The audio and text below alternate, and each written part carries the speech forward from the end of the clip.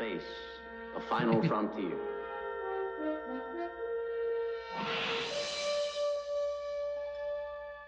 These are the voyages of the starship Enterprise. Its 5-year mission, to explore strange new worlds, to seek out new life and new civilizations, to boldly go where no man has gone before. Hello and welcome to TrekChatz, a Star Trek original series first time watch podcast. Brought to you by Chatz Television Podcast. My name is Allen and I'm joined by my number one, the Spock to my Kirk. It's Magellan. Alan, I must commend you on a highly logical introduction to the podcast. You included all the fundamental aspects of information about a broadcast program. Maybe someday one of your freaky ass non-emotions will will actually save us someday and you can be useful. Ain't that right, Mr. Spock? I'm afraid I don't understand what you mean. Wink. Whoop 7.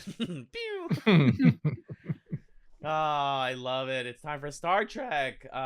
We have 3 people here, so the video version needs to be adjusted. While I do that, let me introduce our wonderful guest. She is the Lieutenant Commander who has joined us through many Trek series, both in and out of our universe. It's Lieutenant Commander Emrys. Welcome. Damn it, Alan. I'm a doctor, not a podcaster. Classy. Very classy jokes we got here tonight. Good to actually meet up with you in person for once again.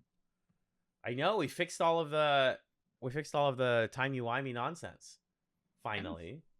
And I'm so excited to have you here because you are one of our premier Trek experts, famously. Oh. That's slightly overstating it, but I'll say Trek enthusiast. A Trekist, if you will. There we go. I fixed the crop. Perfect. Now everyone looks great. We're here to talk about Star Trek, the original series. We have a lot of episodes to discuss. I don't need to check in with everyone because I already know that's my best friend.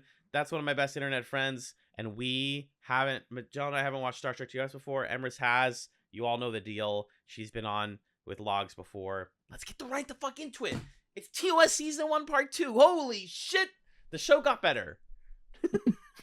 Magellan, right out the gate, how did you feel about TOS Season 1 Part 2?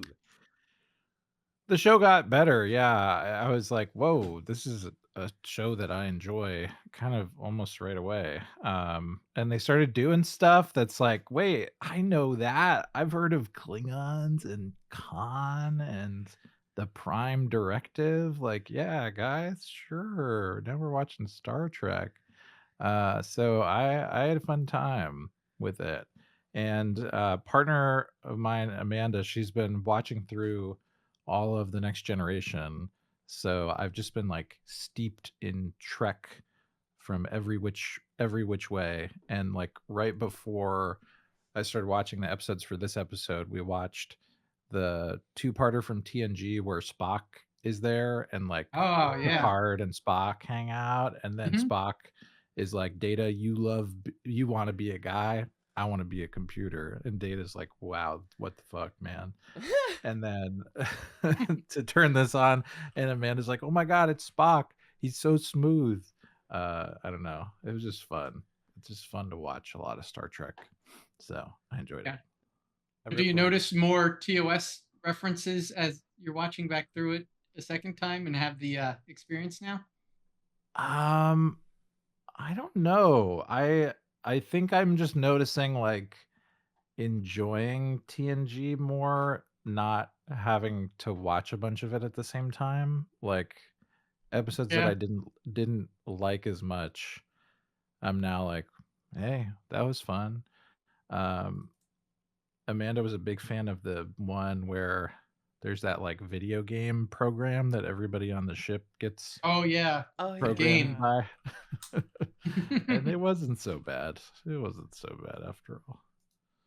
Yeah, I think well, you're already that far. You're already in season 5. That's exciting. I think it just like improves TNG in the sense that you start to think about why they made certain episodes of TNG, which at the time you were like, that was weird, and it's like, no, they were kind of trying to redo something. And that's the nature of us doing this in reverse order, is now we're like, oh, that's why they did that, is they were trying to do this again but better, and they succeeded sometimes. Sometimes I got to rate on the original, and I'm excited to talk about those. But you, Emrys, what about you? You Yeah. have obviously watched TOS before, right? And this is That's your true. second, Absolutely. this is second Multiple rewatch. times, yeah. Got it. Probably like third or fourth total. I watched as a kid, like in the 80s, and I didn't catch every episode then because you just kind of got what you got when it was on reruns or whatever, and you know, but I saw a bunch of it, and then I watched through all of it in the 90s at one point, and then about a year and a half ago, I watched through all of it with my eldest kid, and they really liked it, and now I'm rewatching again. At least that these episodes I went back through to refresh myself on to make sure I had them up for the thing, and here and there I've been rewatching them just to kind of, if they're especially good, experience them and have them fresh in my mind. Yeah, I'm having a similar experience where I've mentioned before that I watched most of the best episodes of TOS about 10 years ago, maybe more at this point, as part of a free time I had at a volunteer job. So every once in a while I'll watch one and I'll go, whoa, I like know line for line what's going to happen. That happened with Conscience of the King. I just watched the Station 11 episode a couple days ago that has that episode in it, that TOS episode in it. Because Kelly and I are working through Station 11. And also the last episode that we watched, or one of the last episodes that we watched with the Klingons, I was like, oh yeah, I know Core. And then seeing Core and being like, that's Core from DS9. This is great. I will say before we get into our episode discussions, we got some feedback about the last TrekChatz TOS that people are asking that we like more explicitly talk about these episodes and not how they get referenced in like Strange New Worlds, for example. Which I understand because you want to hear us talk about this show, not another show. So I'm also really stubborn. So I'm gonna keep doing that, and I'm gonna relegate it to its own segment at the end so that you can skip it if you want to, but you can't stop me from talking about the thing that I like. So I won't be. You're probably okay. Yeah, no, for sure. But I think we belabored it a lot last time. That's a valid critique. I will take that. We've taken that feedback to mind. And there isn't that much in here that comes up later, but there is a couple, and I will be bringing those up in my sort of spoiler SNW corner later. Let's get right into things, friends. We are starting with Season 1, Episode 16, Shore Leave, which was a great episode to come back to because it felt like, let's go on a little vacation. It's been so much fun. What's happening? And then you remember that TOS was watched by parents and children. And to me, this episode is just for the kids. This is just for the kids. We are chasing a big rabbit. There's a guy in a rabbit costume. There's some weird shit happening on a planet, and it's loud and boisterous and funny and really ridiculous. There's a World War II fighter plane. Starting things off, John, what did you think of Shore Leave? Coming back to this. Shore Leave introduces a few motifs into this segment of episodes that I was following throughout.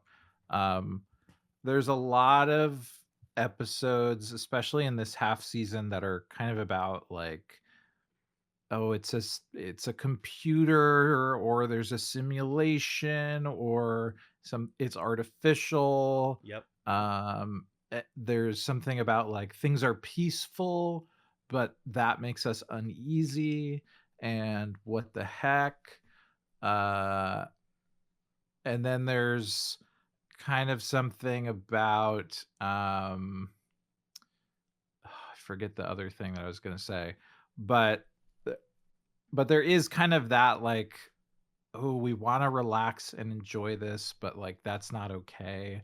And I kind of just feel like somebody, maybe the writers or the cast, somebody is like really processing their PTSD through creating Star Trek TOS and being like, I can't live this like life where things are more placid and calm, and I don't know, just the fact that there's a World War I plane that like zooms through, and Sulu's like, Captain, I found a real life gun and I want to shoot people with it.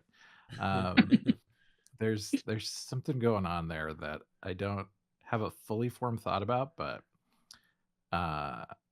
also this was just wacky, and there's a couple wacky ones in here, and I like that. I enjoyed this one. it's important to have fantasy when you're relaxing. Mhm. What about you, Emrys? Thoughts on Shore Leave? Shore Leave.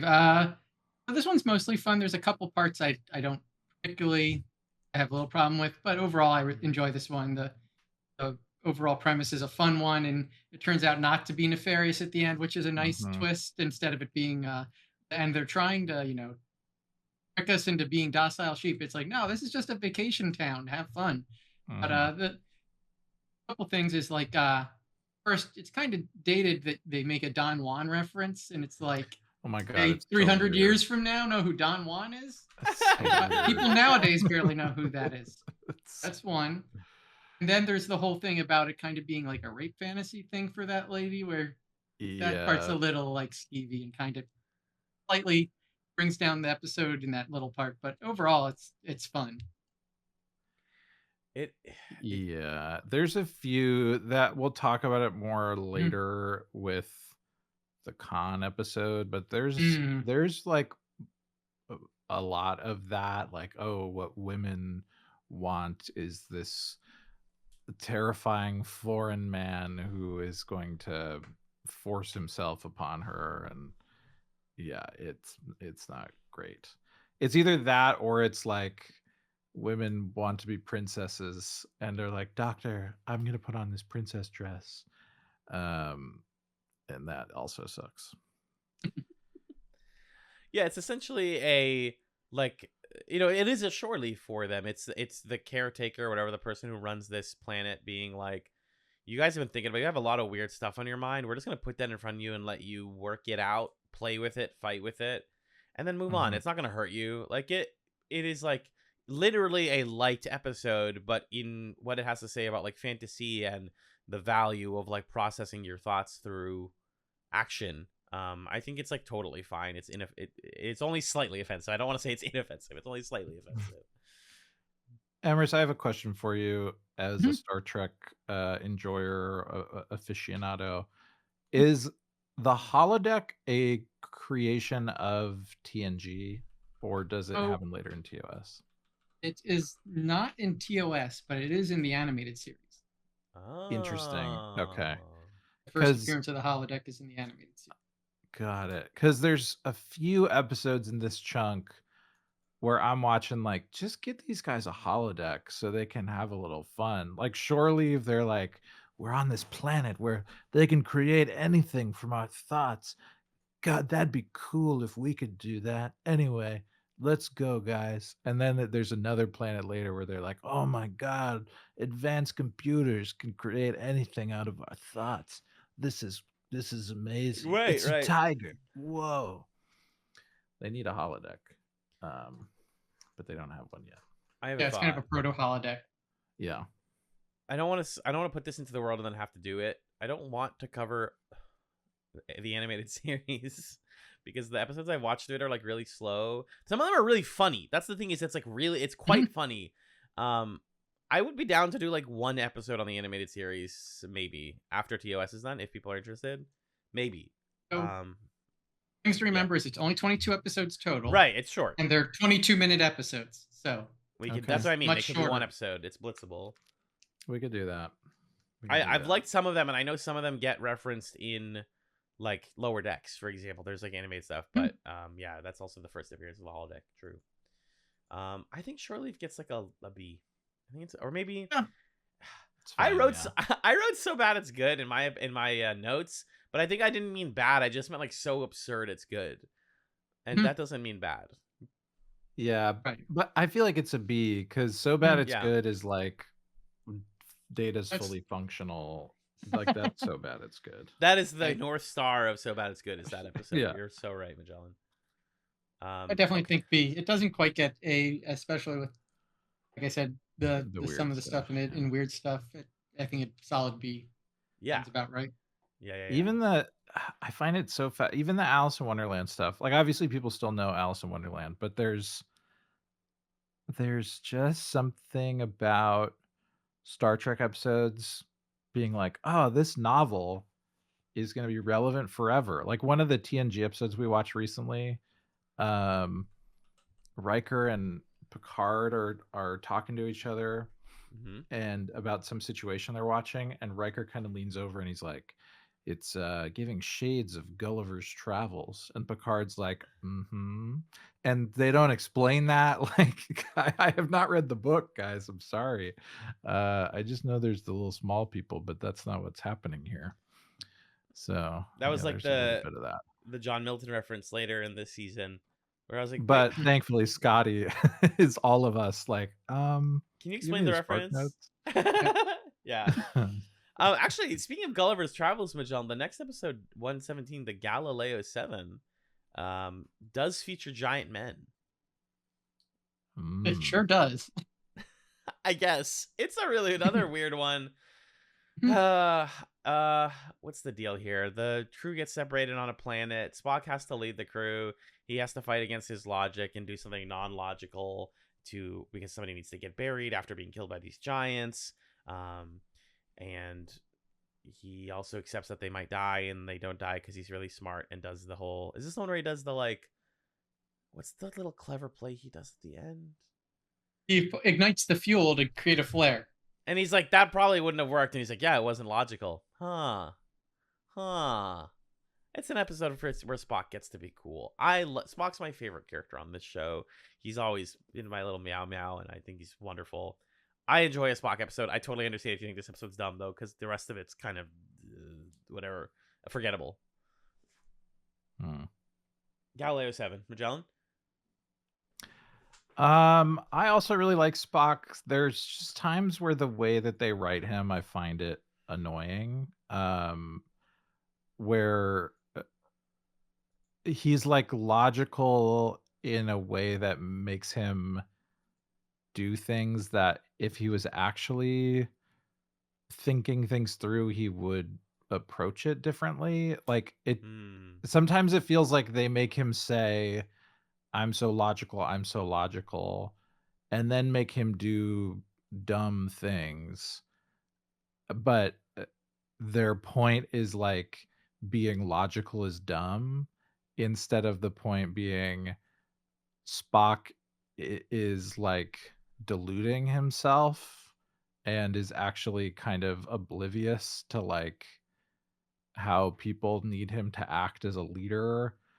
I get that that's kind of what the episode's going for, but just, I don't know. Sometimes I get really annoyed by the way that that whole thing is written, and I find myself feeling that way about this episode. Emrys, thoughts on Spock's wild ride? I mean, a couple interesting things do show up in this one. It's one of our classic appearances of asshole from the Federation higher up who's trying to make everything more difficult for everyone by insisting he's more important than the crew. They love that in the show. They love that. They'll introduce those guys with no explanation. Sometimes it'll be like the first guy talking, like, this is my mission and I'm the boss. I guess that just is maybe that was a thing in enlisted service or something, that sometimes there'd just be some guy who's trying to order you around today. And I also just like these scenes where the spears are getting thrown from the crew of the show onto the thing off screen, and like these ridiculous. Secretly, coolest thing about TOS is just like how obviously, like, not how obviously real everything is, how tactile. Like later when it's the the goopy leather-faced blob guy, you're like, that's a guy under a rug. Oh my God, that was fucking awesome. Sick. Oh, that's just a guy under a rug. I love it. I really do. Yeah, but throwing the spears off screen is good. Yeah. Whenever the holodeck, the doors on the ships open, I think somebody is opening them from behind. Yeah, that's so good. They have like pulleys and like ropes that they pull them with to open them from the sides. Oh, that's beautiful. I think they still did it that way in TNG too. I believe that. You're right. Yeah. This episode made me start thinking about Futurama a lot and how much Futurama owes itself to TOS. Because I was watching this and I was like, giant people, they literally do this on Futurama. Like, and then I was like thinking about how many things line up with them, and just I wanted to shout that out because Futurama was one of my favorite shows as a teen. and like getting to see this and seeing like where Zap Brannigan comes from and where a lot of their best episode premises came from is very entertaining. Yeah, I like when they bury him. I like when he blows the fuel up, accepting that it probably won't work, and then it does work. I like that it's basically it's a very Spurk moment where Kirk is like, I hoped to look for a distress signal before we left, and Spock is like, I hope that someone would see the distress signal. Like they both wished on each other and they got their wish together, and to me that's so romantic. Now, speaking of Spurk moments, just a quick bounce back to Shore Leave, the beginning of that episode. Yep, I was when the same thing. Yeoman was giving Kirk a massage and he thought it was Spock, and he gets pissed when he realizes it's not Spock giving the massage. That's a great little moment. Just reminded me to call that out. Thank you so much. I eat it. I eat it up. Also, Shore Leave has that weird line where Bones. I was like, new craziest thing Bones has ever said. Oh my god! Oh my god! My dear, I'm a doctor. When I peek, it's in the line of duty. Go to jail. Oh god, Yeah. Bones, no. Yeah, Every once in a while, I have to remind myself that this show was written by a World War II veteran and several World War II veterans who are just like, hey, military toxic male culture. It's fun. I miss it. Ooh, It's just a lot. It's a lot. Is Galileo 7 another B? Oh, I had argue it for C B. almost. yeah. Yeah, I don't think it's as good as the other B's in Yeah. this season. It's definitely not as good as Shore Leave. Not as fun as Shore Leave, I'll say. Not No, yeah. Comparing the two, I prefer Shore Leave. Agreed.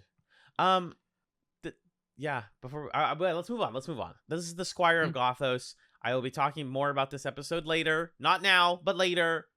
McCoy, we have a mystical, foppish British man, who is.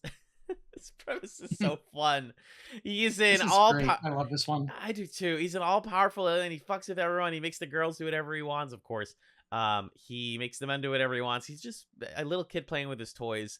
And at the end of the episode, his demigod parents are like, "You've been bad," and he's like, "No, I don't. I'm just a little kid." This is what's great about this episode is number one, the guy who plays him is so He's fun. awesome. So good. The Squire himself. I'll see the actor again. Oh, great. Good. I'm excited to hear Not that. as Trelane, but he does come back in a later episode. That's awesome. Trelane's great. The references to American history, he's like, we should have a duel like Alexander Hamilton. I love you. I love Trelane. And then also this is the blueprint for Q. Like talking about going back to old episodes. I mean, Magellan's shaking their head right now, listener. This is what this concept becomes Q. What an all-powerful being was a little nasty. Yeah, look, I'm a noted Q hater, which is weird because I love these sort of like foppish Agent of Chaos characters, like trickster god types. But I think this episode really helped me to crystallize what annoys me about Q, which is like the thing that's so delightful about Trelane is it's like the same foppishness and ridiculousness, but they take the time to explain why this guy only knows that part of history from Earth, and it's because that's the part that he can see from really far away with like the speed of light and such.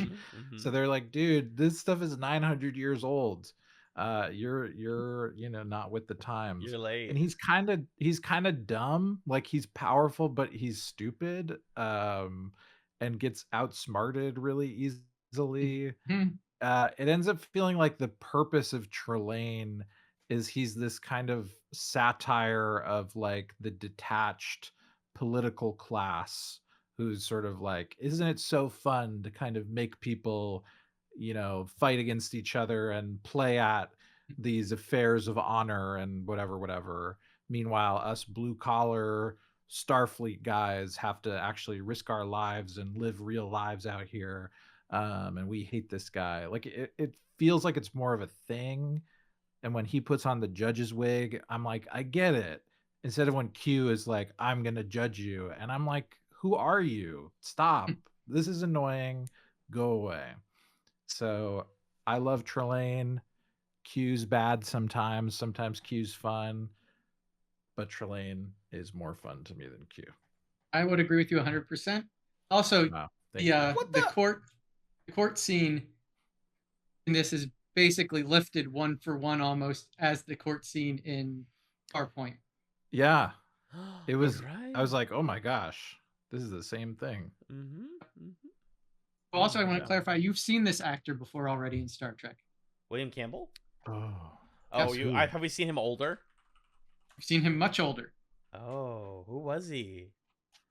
He is reprising a role from the original series he did in Deep Space Nine. But not the Squire. He is one of the three Klingons. Oh, fun. You'll see the young version of that Klingon later. But, Awesome. you've seen him already. Okay. I love time travel. That's so good. Yeah, William Campbell. I think I looked him up. He's the Squire here, and yeah, it's honestly a well structured episode. Like I think a lot of times TOS falls into this trap of a really great premise that's just like poorly structured or paced weirdly, where like it takes them 20 minutes to get to the juice of the episode. And I get that. Like you're a 50-minute network television show, you have to pad. So you know, it's always lots of scenes of people talking back and forth, and it's like, just go to the planet. I felt like the Squire of Gothos like got there really fast and effectively. And it gave good time to the revelation that like he's just a kid. He doesn't know any better. And even, you know, you're talking about like all powerful beings suck. Kirk agrees with you, Magellan, right? Because he's like, you shouldn't let like a single person who's fallible like control this much stuff. That's not fair. That's not reasonable. Kirk does a lot of moralizing in these episodes, like more than he was before. I think I'm okay with a lot of Star Trek is a morality play when you think about it. Of course. I think it's just like it's becoming crystal clear the morality of the writers. I'm like, I feel like I understand their politics really well, and I don't know why people say that Star Trek isn't political. Simple as that. It's like that's just kind of what a morality play can often be. It's not talking about direct politics, but it's talking about like how people should conduct themselves and how does power corrupt people. That's like the point of a lot of good sci-fi. Yeah, and there are a few moments in this where they use Trelane to show like, here's the way you're not supposed to be. Yes. The way that he's constantly tokenizing everybody on the crew, like the one guy with a French surname, and he's like, dude, I love France. Napoleon. So cool. And everyone's like, bud, stop. Or when he's like, oh my god, you've got women on the ship. Whoa, that's cool. Amazing. When he meets Uhura and calls her a Nubian prize taken on one of your raids of conquest, no doubt. And William Shatner's like, what the fuck? Oh my god. No doubt. Sure. Oh my god. It's actually Spock who says the line that I loved. I object to power without constructive purpose. That's the part that's like, yeah, we're saying something about like people who have too much power here. Yeah, and he also says, I object to intellect without discipline. Yeah. Very Spock. Very Spock. I love him. The other Spock moment I really liked and laughed at was before we even know an iota of what's going on, there's a communique that comes in and Spock is reading it. And he concludes reading the sentence by saying, and I believe it's pronounced tally-ho. Yes. Yep. Boy nails that delivery. It's so fun. Goated Spock. Yeah. I was like freaking out. There's times when I watch TOS episodes and I go, no way, is that somebody I know, like on The Prisoner or on like they way later? And I had this moment where, have y'all heard of the Dover Boys? It's that classic. It's one of those like Looney Tunes cartoons or Warner Brothers cartoons. It was famously memed a couple years ago because there's a scene in it where it's about a bunch of like dastardly kids who are like up to no good, and they have they're like just like fun kids, and then they have this evil guy, Dan Backslide. If you're like in a certain corner of the internet, you've seen this clip, and I'm gonna play it for the video version right now. Where he goes, I'm just gonna play it. He goes, "I'll steal it. No one will ever know." And it's Mel Blanc. It's like iconic voice actor Mel Blanc doing, you know, his yelling voice. I thought Trelane the whole time was that guy. And then I was like, there's no way Trelane is Mel Blanc. That would be the craziest thing ever. There's no way. Here it is. No one will ever know. That's exactly how Trelane sounds to me. But yeah, anyways. What do we rate? The Squire of Gothos. There's like an A or a B for me. It's on the line there. Emrys? I'd say it was an S or A for me, but Ooh. Yeah, I think I'll it's give it just an A. such a fun episode. It really does the entity that has amazing powers but is not, doesn't have the responsibility to use them well. It's just just a real fun episode in my. I give it an A for Agreed. Q relevance. How about that? I'll give it definitely an A for that. This whole time we should have had a separate tier where the letter was Q, where we put all the Q episodes. Q or I Q wish we relevant could or go like back. omnipotent god. Yeah. I wish we could go back and fix that because this would be Q tier 100%. Yeah, 100%. Easily. John, do you want to introduce the next one? Yeah, this next one is Arena. Okay. We go to a planet. We're going to chill. We've heard the planet's really nice. It's called Cestus 3. No problem. McCoy's excited about it. Spock says, Doctor, you are a sensualist. And McCoy says, you bet your pointed ears I am. And then he says, Jim, come on, Jim, eat a sandwich. That's always McCoy. That's kind of, Perfect I've been McCoy like impression. I've been talking to myself in the voices of the three of them, and Amanda's becoming increasingly annoyed by it, which makes sense. But it's always like, the impression is always, Mr. Spock, I'm wanting to find a slice of pizza for dinner. And then Spock's like, Captain, that's a highly illogical choice. Da, da, da, da. And then McCoy always comes in third, like, Jim, don't listen to him. Come on, eat a delicious slice. That's the Bones is like that's low me key. just kind of walking around the house doing that. Bones is so good. Bones is DeForest is is always so good. amazing. Oh my god. My favorite Bones moment is coming up in a few episodes. fantastic. Okay, anyway, so great. Cestus 3. Seems like it'll be fun. We get there. Nope, it's bad. Somebody blew it up. It's really not good. We find out there's some aliens who did it, and now we're going to chase them. Kirk is pissed. They killed some dudes. We're going to warp. We're going to warp 5. Whoa, Captain. Whoa. We're going to warp 6. Whoa, I don't know about this. Fuck it. We're going to warp 7. Okay, now there's zoom. They're zoom in. And then they get to a part of space where it's the Metrons. Who are the Metrons? They're one of these things in this sequence of episodes where they're inexplicably omnipotent, condescending god beings who are like, you are bad, you're naughty, and you like to fight, and we don't like that. So we're going to make you brawl with this guy. They bring Kirk onto a planet. They bring a Gorn captain onto a planet. What's a Gorn? They sort of look like a Halloween costume of Bosk from Star Wars, the Trandoshan. That's the vibe. And yeah, they kind of like chase each other around, brawl on this planet until they realize, oh, maybe this was a test. This was a classic morality test. And then Kirk passes the test. And that's Arena. What do we think of Arena? Emrys, you can go first. You're our esteemed guest. All right. Well, so Arena's a classic episode. The Gorn is like a well-known like part of Star Trek, like historically. Of course. And this Gorn is the real Gorn, is all I'm going to say. And you gotta respect the outfit and costume they go with. Yep. That's awesome. Yeah. And the other part you kind of glossed over is there's the whole part about figuring out that everything on the planet you need to build a makeshift cannon is there, which Kirk figures out and uses to overcome the Gorn, who's much more physically stronger than him, and straight fist fight is going to take him. Also, you got to love the Metron is a twink in a sparkly dress at the end. Yo, who the fuck? What are the gender non-binary? I love the Metron. We should have known when they came on the screen and it was just like kaleidoscopic rainbow colors, like welcome to our part of space. But yeah, they're pretty sick. We like the Metrons. There's a lot of stuff. It's a fun episode. It is. It's not it's like I said, it's classic for several reasons, but it's not like what I'd consider one of the all-time best episodes of Trek. It's just a fun episode of Trek with some real memeable parts. Mhm. No, and I think truthfully, y'all, it gets misinterpreted a lot.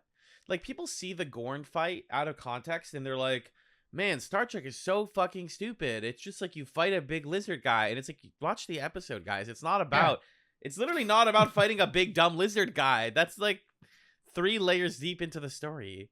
I think it gets a bad rep. I do think the Gorn costume is silly, whatever, it's the 60s. I just have to remind myself, this is the first time shows were really doing this into this level of budget. Like, you were seeing these types of stories of like the gods were testing us in like sci-fi serials. This is like TV doing it for the first big time, and I give it a lot of credit for that. This type of thing gets parodied a lot, gets remade a lot, reconceptualized in the modern day a lot.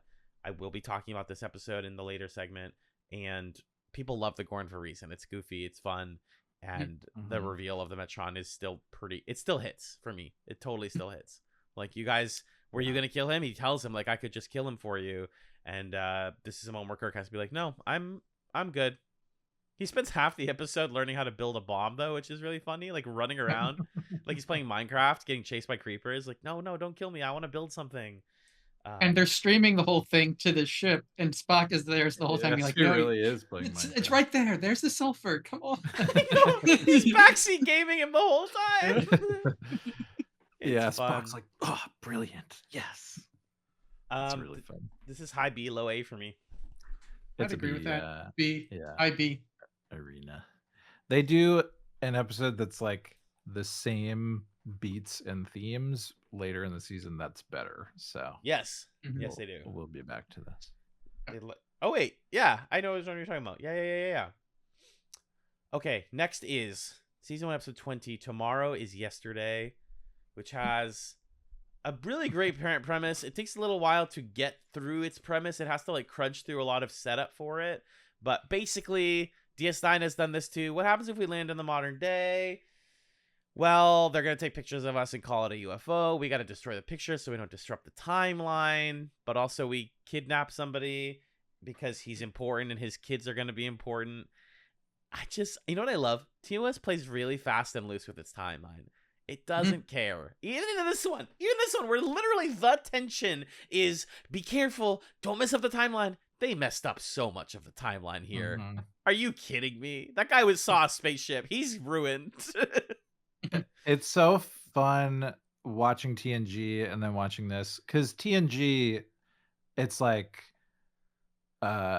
Commander Riker, engage our standard first contact protocol. Like, they've got the rule book for so many things in TNG. Yes. And in this show, Kirk's like, oh, fuck, our tractor beam's crushing the plane. Beam him aboard. Hey, man, come on in. And then Spock's like, wait, this might be a bad idea. Bad. Stop. Kirk's like, huh? And then Spock's like, oh, don't worry. I looked him up. He's nobody. We can steal him. It's not a big deal. He comes back 10 minutes later. I was wrong. He has a kid. His kid's really important. He's going to go on like an important mission to Saturn. We need to bring him back. It's so funny. They make every possible mistake in this. It's already happened before on TOS, and it happens at least 2 or 3 more times in this batch of episodes. But the Enterprise crew being like, instead of fixing the problem, we're going to give up somebody on our ship and just give him back. Like, can you just go there instead? Like, when that guy had to go with the little kid alien, and he was like, just go with him. That'll take care of it. It's so funny how often that is a solution. And in this one, it's like, let's just put him back on Earth and cross our fingers that this doesn't. We're gonna travel back in time just far enough to drop him off right when we would have taken him before he saw the ship, and leave before he sees us, and that will work somehow. Sure. Absurd. Is the idea that rewound his memory, or just that he remembers but it didn't happen? They weren't really clear about that. I think they kind of implied it rewound his memory, but they didn't know for sure if it would rewind his memory. Yeah. Joel, that second option is scary, what you just conceived of. That he knows. That's what I thought it was. I thought it, because he's like, I have to report what I saw. And they're like, totally, we get it. You can't report what you saw. So then the solution is like, we'll just make it so that you saw something that didn't happen, so then you don't need to report it. But they probably just rewound his memory, and that makes more sense. That feels better Also, in my like, brain. the thing that's really funny to me is the Enterprise is a spaceship. So couldn't they have just gone to space instead of being in the atmosphere of Earth and Well, getting spotted? when they dropped out of, they fell out of a black star. almost hit a black star, and Yeah. they had to full reverse warp max, which slingshot them and snapped it like a rubber band, flung them into Earth's atmosphere when they came out of warp. Okay, got it. And So they move up in the Okay. orbit is the first thing they do when they get power back. Got it. Okay, that makes sense. It's still a goofy episode. Oh yeah. Any other notes or comments on this one before we rate it? My last thing is just like how it's really fun to me how often Spock is the most like extraterrestrial looking person in an episode. Yeah, Like best. Captain John Christopher is just being toured around the ship, everything's normal. And then as soon as he comes into a room where a guy's got some pointy ears, it's like, what is this creature? Oh my god. Right, because we're still in Spock Star is, like, Trek where it's not awesome. populated by other weird aliens, so it's like that's the weirdest thing here. Yeah. Mhm. Yeah. Sorry, I talked over you there at the end. No. You got my point across. This is like B or A to me. It was fun. B maybe. I don't know. It's my where I'd kind of I fall don't on. give it. I personally don't want to give it higher than B myself. So Okay. I think that lands Great. us at B. That works. I think we got to save our A's for the really juicy stuff, the cream of the crop. The cream. Yeah, court martial's Is- next. Is What? this the cream court martial? Oh, great I don't question. think so. Not Oh, but it's kind of good. It's Yeah, good. I don't know if it's yeah. the cream of the crop, but it's good. No, exactly. Basically, Kirk's in trouble. Kirk is in trouble. This is kind of a legal drama episode. Oh yeah. A little bit of like wait, did our main guy do a bad thing? They're kind of doing the like the Spock thing where you Mashery? remember? Yeah. Like it's kind of like that where it's like this character's on trial and we know that they're cool, so they're probably cool, but things are looking bad and like they did something wrong. Essentially, the Enterprise got into a situation where this guy, Lieutenant Commander Finney, who was a records officer on the Enterprise during an emergency situation, he went to go like repair something, but then it was going to blow up, I guess, and Kirk had to seal off that part of the ship before he could get back. So then it's like, wait, did he seal it off at the right time, or did he seal it off early? And is it because he has beef with this guy? And now we're going to do kind of like a legal, you had beef and computers don't make mistakes. And also the prosecutor is your ex-girlfriend. Dun, dun, dun. And then Kirk's like, oh my God, Spock, I had the craziest dream. Right. It rolls over in bed and Spock's there. Anyway, court martial. Don't tell me with a good time, pal. Jim, that dream sounds highly illogical. Go Highly back to erotic. sleep. Starts stroking his face. Okay, so what do we think of court martial? What do we like? What do we not like as much? Emrys, you're up. Court martial. All right. Well, I like this one. This is fun. I like the defense attorney in this one. He does a fun job. He's fun. He's a fun guy. And he kind of figures out what's actually going on, because that's the part we skipped. Is Finney actually isn't dead. He faked his death to get even with Kirk for Kirk writing him up years and years and years ago, which put a black mark in his record, so he didn't get promoted when he wanted to be. He always held it against Kirk. And but yeah, the defense attorney's fun. The whole thing where Spock figures out that the computer's been tampered with because he can kick its ass at chess all of a sudden is a fun little. I love that. He's like, figures it out. It's broken because I'm drawing. I shouldn't be able to draw. I have to, or I'm winning. I should never be able to do more than draw. Yeah. Yeah. So I love that scene where McCoy comes in and he's like, "You are playing chess right now." Like yeah. Kirk is down there in trouble and you're playing chess. Um and I'm charmed by this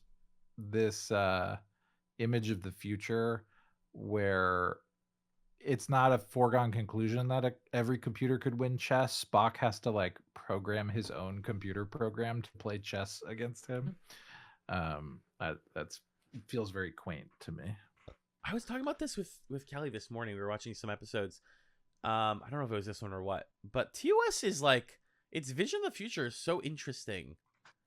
You know, TNG very much plants itself in the like post scarcity world. TOS kind of implies like, no, we actually still have scarcity and we accept it. We have tools to help us work through it, but we still have it. And I find that so interesting. It is not a post scarcity world yet. Have y'all noticed that as well? That's true. Yeah, there's still they don't have replicators yet, so that technology hasn't been invented, and there's still certain like minerals and things of that nature that they need to power their ships and technology that So they're I'd say a low scarcity, at least Yeah. in the more central parts of the Federation. The other thing is the Enterprise is out in the expanse exploring out of the like core worlds. So that's also a factor in it. But yeah, it is not and there's a lot of like, a mining colony that gets the stuff we need to keep everything working and things like that show up multiple times in TOS. Yeah, that is true. John, any thoughts on that? No, I think that's a good analysis from both of you. I think the technology thing that's sticking out to me in this is just like computers. Yeah. And there being kind of this like anxiety about computers. Like so much of it, there are multiple episodes where it's like, and this one too, the defense attorney's like, we need to go question my client's accuser, who's a computer. And you're saying that a computer should have more rights than a man. A man is a man, and a computer's a computer. And computers can make mistakes. It feels like a lot of the episodes here are kind of like, whoa, I don't know about this computer thing. And then the computers are also just like worse than the TNG ones. Yes. Like, not only do we not have replicators, our computers are like, hello, Captain. I'm the computer. I'll record that for you, Captain. So put some respect on Major Barrett. And it's yeah. No, she's great, but yeah, I get what you're saying. They just couldn't conceive of how we would use computers yet. No, of course not. Yeah. Isn't there? I know y'all said there's no replicators yet. Isn't there an episode somewhere where someone says like chicken soup and then a chicken soup appears? Am I crazy? They have protein resequencers, but not replicators. And what is the difference? One takes a bank of existing proteins and other like components of food and processes them into certain preset options, whereas the replicator literally takes energy and builds it out of like a transporter builds a person. Cool. So the replicator can make anything. The protein resequencer can make certain specific patterns based on what they. Yeah. Okay, this was all a big test, Emrys. All the last couple of years of TrekChatz, I have recruited you to my Star Trek trivia team, and you are going to be our lead answer because of that answer. Thank you. Protein resequencers are kind of like MREs, like space MREs in a way. Meals ready to kind of. That's fun. I will say my last thing on Court Martial. Speaking of like episodes here being the blueprint, this is really Star Trek's first like court episode. You know, if you count Menagerie or not, I guess is the only other. Right. Depends on if you count exactly. Yes, if you count Menagerie, this is its first real like episode that is about a court trial. This would be done beautifully in DNG and beautifully in DS9 and onward and upward. Yeah. Measure of a Man being one of the highlights. And speaking of like, are computers real? You know, do we trust computers? This idea will come back in another court episode. So, yeah, I think this episode by itself is such a B to me, but like it lays the blueprint for some great stuff. Does that sound good? Seems about right. Me. Yeah, I had it as an A just because I was entertained, and it is silly, like the prosecutor's my ex-girlfriend, but Yeah, that part I is kind kind of of goofy. liked it. Like I don't know, they had a little sizzle. The end felt very Casablanca to me, where he's like, "Better luck Yeah. next time," and she says, "I had pretty good luck this time. I lost, didn't I? See you later, stud," or whatever. Ugh. So, but I added that part. I added Okay. "see you later, stud." But B's good. Court martial's B. Mhm. Okay, this next She episode had is where they cool turned. rectangular earrings too. That did have cool rectangular earrings. Yeah, I like her outfit a lot. Mhm. This next episode is where they really put the heat in the frying pan and turn the heat up a little bit. They're like, what if we got a little weirder with everything? Like, we're gonna get weirder with costumes, with premises, with. Excuse me, I'm gonna sneeze. Running over and stealing the set from Gunsmoke when no one's paying attention. Running it over and stealing the script from The Prisoner, by the way. Like, come on. Mhm. Emrys, you were just telling us you are interested in watching The Prisoner soon, by the way. Oh true. yeah, you gotta. It's on my list of things I've always wanted to watch, and like I'm just gonna pull the trigger on it. I was just trying to figure out. People keep telling me different orders to watch it in, so that's what I'm asking about. Part of the fun, I think, is just kind of picking one and Mhm. remaining critical of the one you picked, because I think there's Okay. actually not a right Correct. order. I agree. And I think I'm probably just gonna go in airing order. It seems like the simplest way I to think do that's a fine way to do it. Yeah. I was explaining to her, it's like, it matters what is the first one, it matters what is the second to last, and what is the last one. Everything else, do whatever. And it almost works that they're in weird order. Like, that's kind of the idea. It's like, Mhm. what? Didn't he just... Anyways, we're talking about Return of the Archons right now, which is a fascinating episode about a society of a hive mind of sorts where everybody, this is like prototype Borg, if we're going to be talking about prototype stuff. What if everybody followed the same rules and everybody had to do one thing and we all wore the same types of outfits and we're stuck?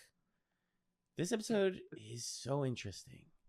This is another episode from this chunk that remixes this idea of like things are peaceful, but that feels weird. There's like Right. a brainwashing. There's something about like sameness that's bad. There's something about lack of ambition or lack of progress that's bad. Yeah. There's a computer Oh, yeah. doing something. So like these anxieties are all kind of at play here. And then there's also like, get these guys a holodeck so that they can just sort of hang out in the Old West. Otherwise they're gonna have to keep being like, oh my god, Captain, we found a new planet. It looks just like the Paramount lot from 1965. Which lot's available? We got medieval and we got Western today. All right. I guess we're doing some Western scenes and a medieval scene. Captain, do you remember the TV shows from the 20th century? They used to be filmed on sound stages. This whole planet is a sound stage. Yeah. That's so real. Even like, who do we get to play our who do we get to play Landrew? Is Blackula available? Can we call up the guy who played Blackula in the 70s movie Blackula and just have him play our like not our Wizard of Oz of sorts?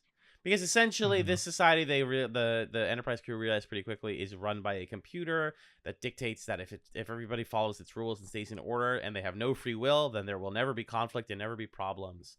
And Kirk and Spock can't have that. So they again, this is done in a Prisoner episode. I won't say which ones, that Emrys can get there. By asking it an impossible question, which is essentially like, aren't you the one hurting people? Isn't your whole goal not to hurt people? What do you do about that? And it goes, shut down and die. Damn.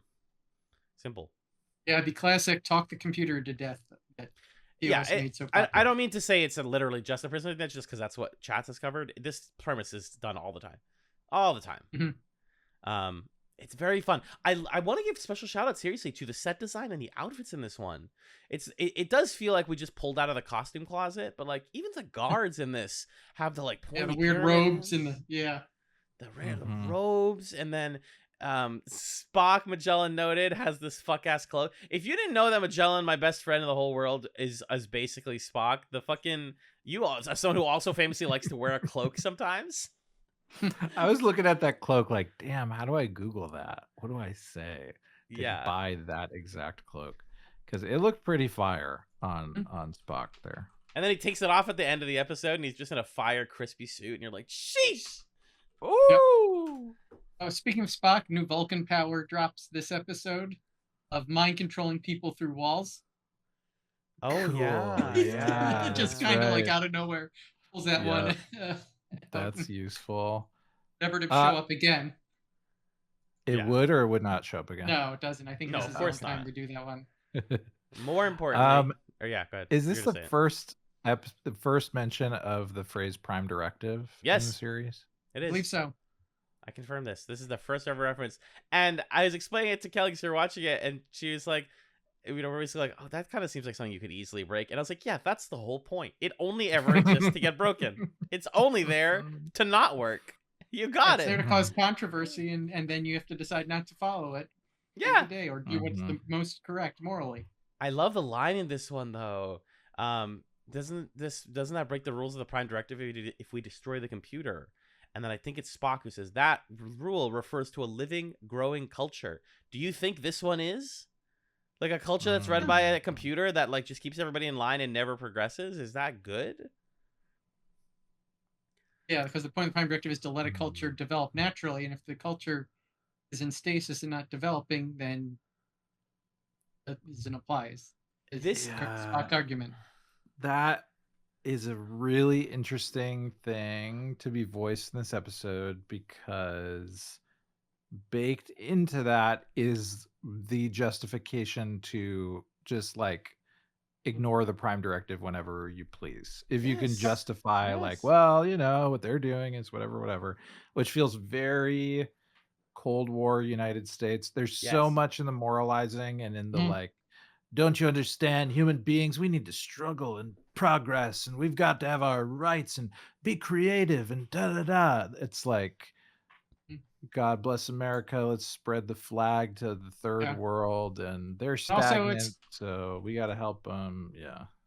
Also kind of anti-Soviet propaganda of you know the society is controlled from the top, and you know, everything is dictated for you, and you have your place and you do your role, like those dirty communists and not like us proud Americans. Okay, I wrote this to Magellan around this episode, but mostly towards this side of Paradise, which we're coming up on. Return of the Archon starts this theme that I was chewing on for the last 4 episodes about, you know, how like suffering is necessary for advancement. Kirk seems very much in favor in all of these episodes that individuality matters. That's again very Western propaganda, and that like things have to be hard to be good, which is something I personally fundamentally disagree with. I've grown up in like learning about government and leftist ideology that like we actually don't need suffering, we need art and we need creativity and time and space to be creative to advance our culture, not struggle and strife. I think that this side of Paradise comes into that conversation much more interestingly than Return of the Archons, but I think these form a sort of whole text about like if you let a computer run it, like that seems kind of nice, it'll just tell you what to do, but you know, just go ahead and flip that ideology and start thinking about AI, right? If we let the AI do all the stuff and take away the thinking for us, then yeah, I also feel bad about that. So I'm not in favor of letting a computer decide for me. I am in agreement with Kirk here that like we should decide things ourselves.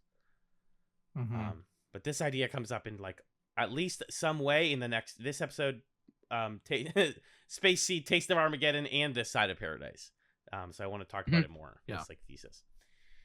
I think Return of the Archons is an A. The only other thing that is like, the only other thing that's sort of in this soup that also keeps getting brought up in these episodes is this idea that like human beings are by our nature violent or something like that. Oh yeah, that's a reoccurring thing.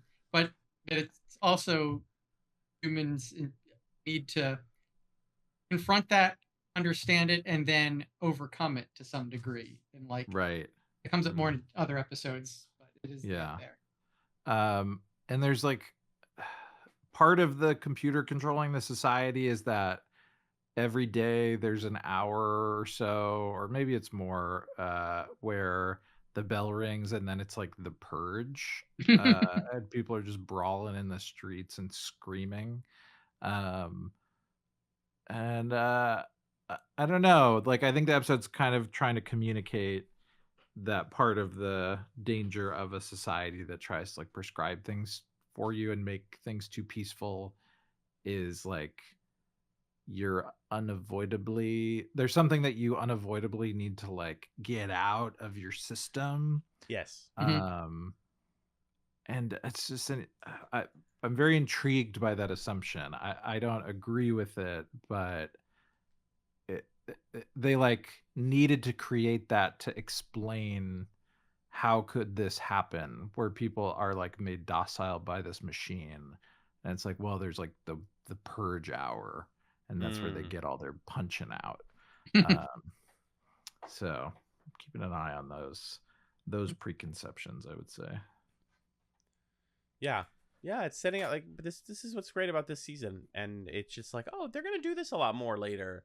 We're gonna do Vietnam War stuff now, and then when it's the Borg, it's gonna be more explicitly Soviet, and we're just gonna put that all into a big stew and stir it up, make a sci-fi premise out of it.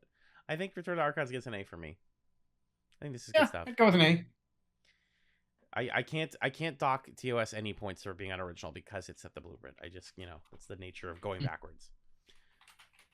Okay, this is the episode now that I have the second to most notes about, and it is 123 Space Seed. Oh yeah. We are finally introduced to the man, the myth, the legend, Ricardo Montalban's own Khan Noonien Singh, and the eugenics wars, which we've been hearing about since TNG in DS9. This was the hit of the 1990s in the Star Trek universe. This is what was going on. Essentially, the Enterprise crew goes down to a space station and finds a bunch of frozen humans who genetically modified themselves as part of the eugenics wars to be superior humans, including the leader, Khan, who was an Indian man, scandal noted, of the horrible brown face happening in this episode. And he's unfrozen and seems totally harmless and talks to Spock and Kirk about the eugenics wars and stuff. But we realize that he's actually trying to rescue all of his people and take over the world because he feels like he is owed it. He deserves it. And to get there, he flirts with the archaeologist lady. And then the way they get through this wildly dangerous conclusion to this episode, I'm sure it won't blossom into an entire movie about dealing with the consequences. I'm sure it's fine. But Kirk says, you can have a whole planet and all of your people and one of our women. I think that's fine. And then the fucking episode, they have the audacity to be like, I wish we could see in a couple years how that's going to go. They might as well put a fucking movie poster up. I wonder what's going to happen with that planet. I wish we could see. Oh, well. One day, maybe. Monday. Did they know yet, Emrys, that there was going to be a Wrath of Khan movie? Absolutely not. This was No in way. this, the Wrath of Khan movie was made in the 80s, like way after the fact. I just wonder if they like thought about like maybe it's just like they were like, we have this in our pocket. Let's make a story. I don't out of know. it. I mean, that's nuts. Yeah, I guess that is like 20 years later. Yeah. That's crazy. What do we think of Space Seed? Actually, Magellan, do you want to go first on this one? I'm so curious how you felt about Khan. Yeah, this is a fascinating episode. I think the idea, I have like a handful of discrete thoughts. Okay. The idea of the eugenics war, and like there was this period where there were genetically like engineered or like strategic breeding or whatever it is we're calling it, and then those people got like megalomaniacal and banded together to take over the world. Like that's kind of a fun concept to me, and I like thinking about the geopolitics of this couple year span where you have these kind of like fiefdoms by different boy geniuses around the world.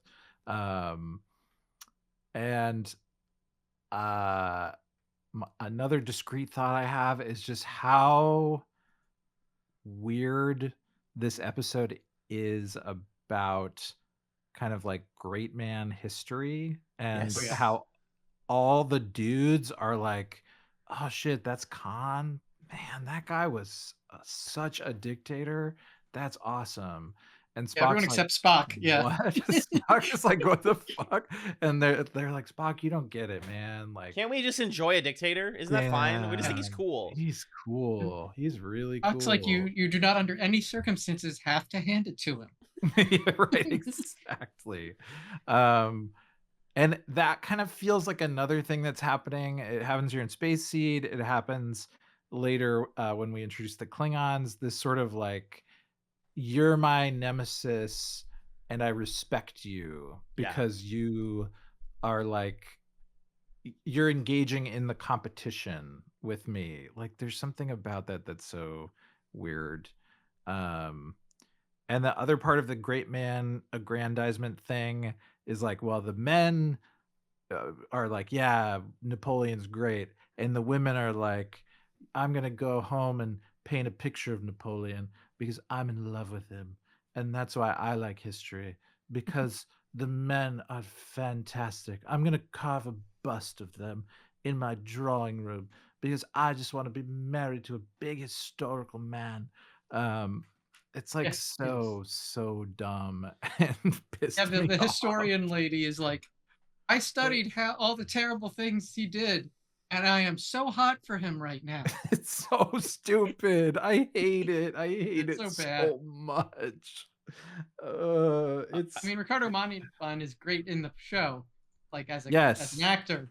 But like, yeah, that whole premise where she's like, "Oh, he's so amazing and magnetic." I read all about him and his various war crimes, and he seems pretty cool, huh? No, why? What? Yeah, it's so dumb. It's like, it bothers me on multiple levels because it's another example of like, hey, in the future, women have like cool, important jobs, and all of them are wrong about it, actually. Like, they have tons of expertise, and it makes them stupider than us, the men who know what's supposed to happen. So it's that.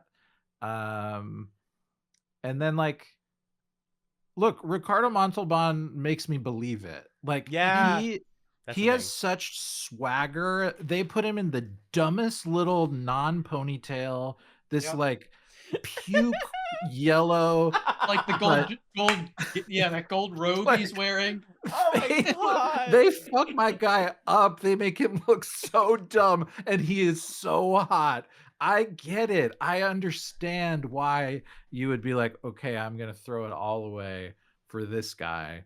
But it's really annoying that textually she's like, I just think men from the 20th century, like, that's my kink, is great men from history. It's so 20th century stupid. Fascists are apparently her thing.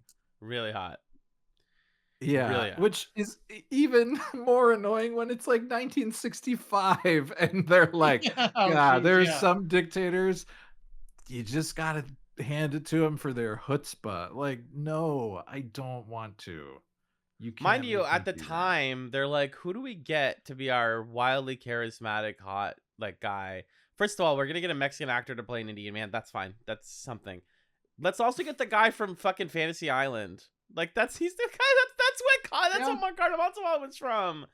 Him and the little person, and they wave to people on the island. And they have adventures. He was in the Planet of the Apes movies. Like, it makes sense at the time, but it's just so funny and weird, and I have to suspend my disbelief for 8 million degrees. But I, like you said, John, all of that being said, I still get it. it. Yeah. It makes so much sense to me. Immediately upon watching this episode, I was like, oh yeah, this is the one you make a movie out of. Yeah. Because this guy can carry being the bad guy in a movie. 100%. Oh, he does. I'm so excited to watch it. I'm so excited.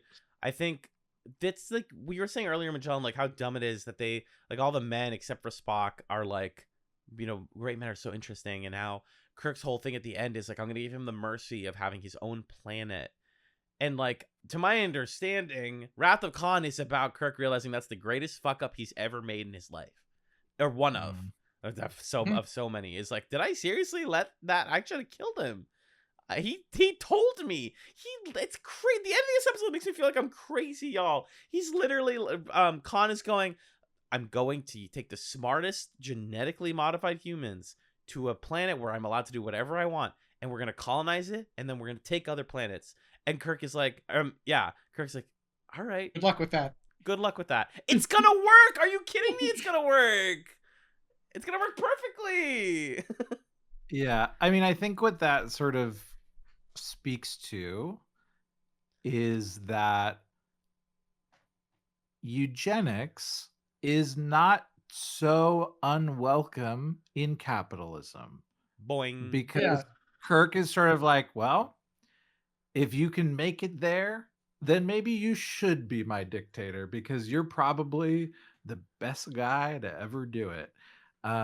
Like that is the thought process that gets Kirk to say, okay, yeah, start a planet from nothing, and if you can succeed, then you win. No, Kirk, no. This will I go don't like that. stunningly badly, I'm sure. Yeah. This episode's just full of juice. Like, even just thinking about what they in the 1960s thought the 1990s would be like. I do believe that American society has experienced a type of decline in a lot of ways, but they imagined it happening faster.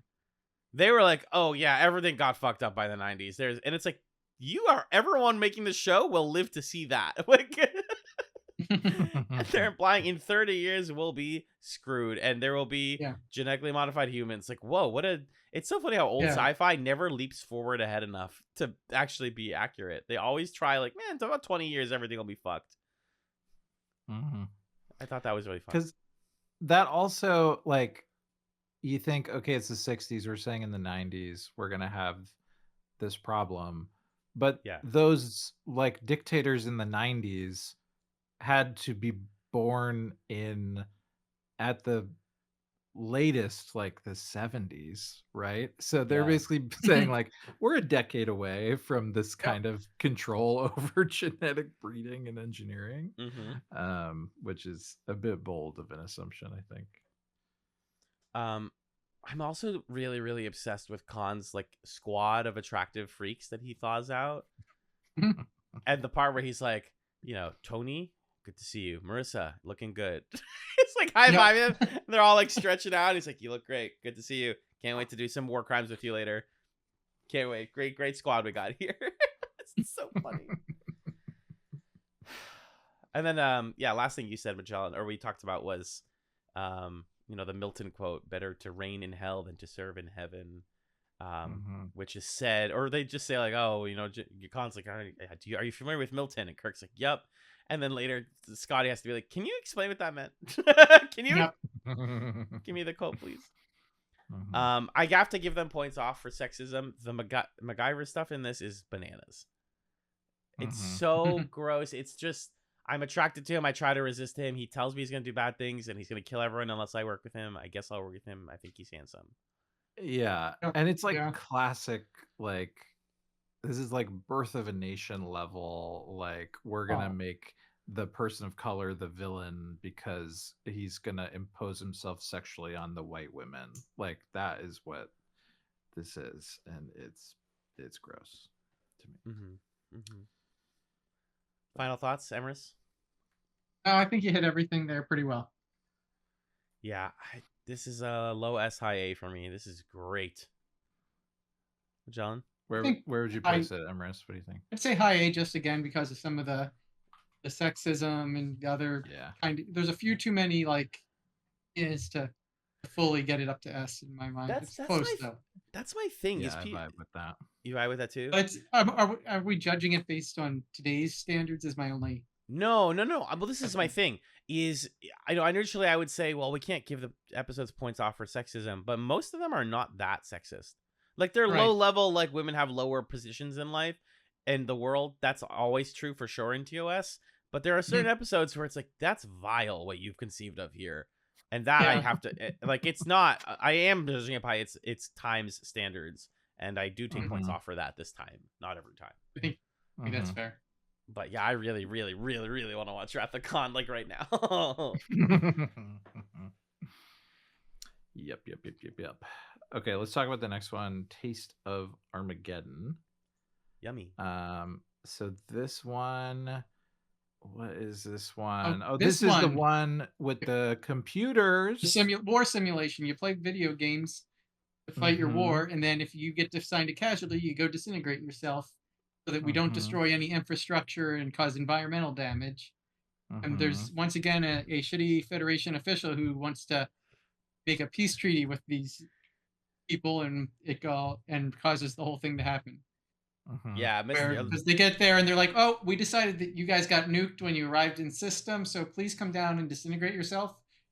And Ambassador Fox goes is the from there. textbook definition of what you're talking about, where it's like, Oh, yeah. who the fuck is this guy? Yeah. This is Dweebus. Every time he was on screen, I was like, I don't care. I love Scotty being in charge of the ship, and like Scotty. Oh yeah, the whole Scotty Barton. bit is great in this Me one. too. Me too. That's all wonderful, but I don't care about Mr. Fox here. Fantastic Mr. Fox. He's dumb.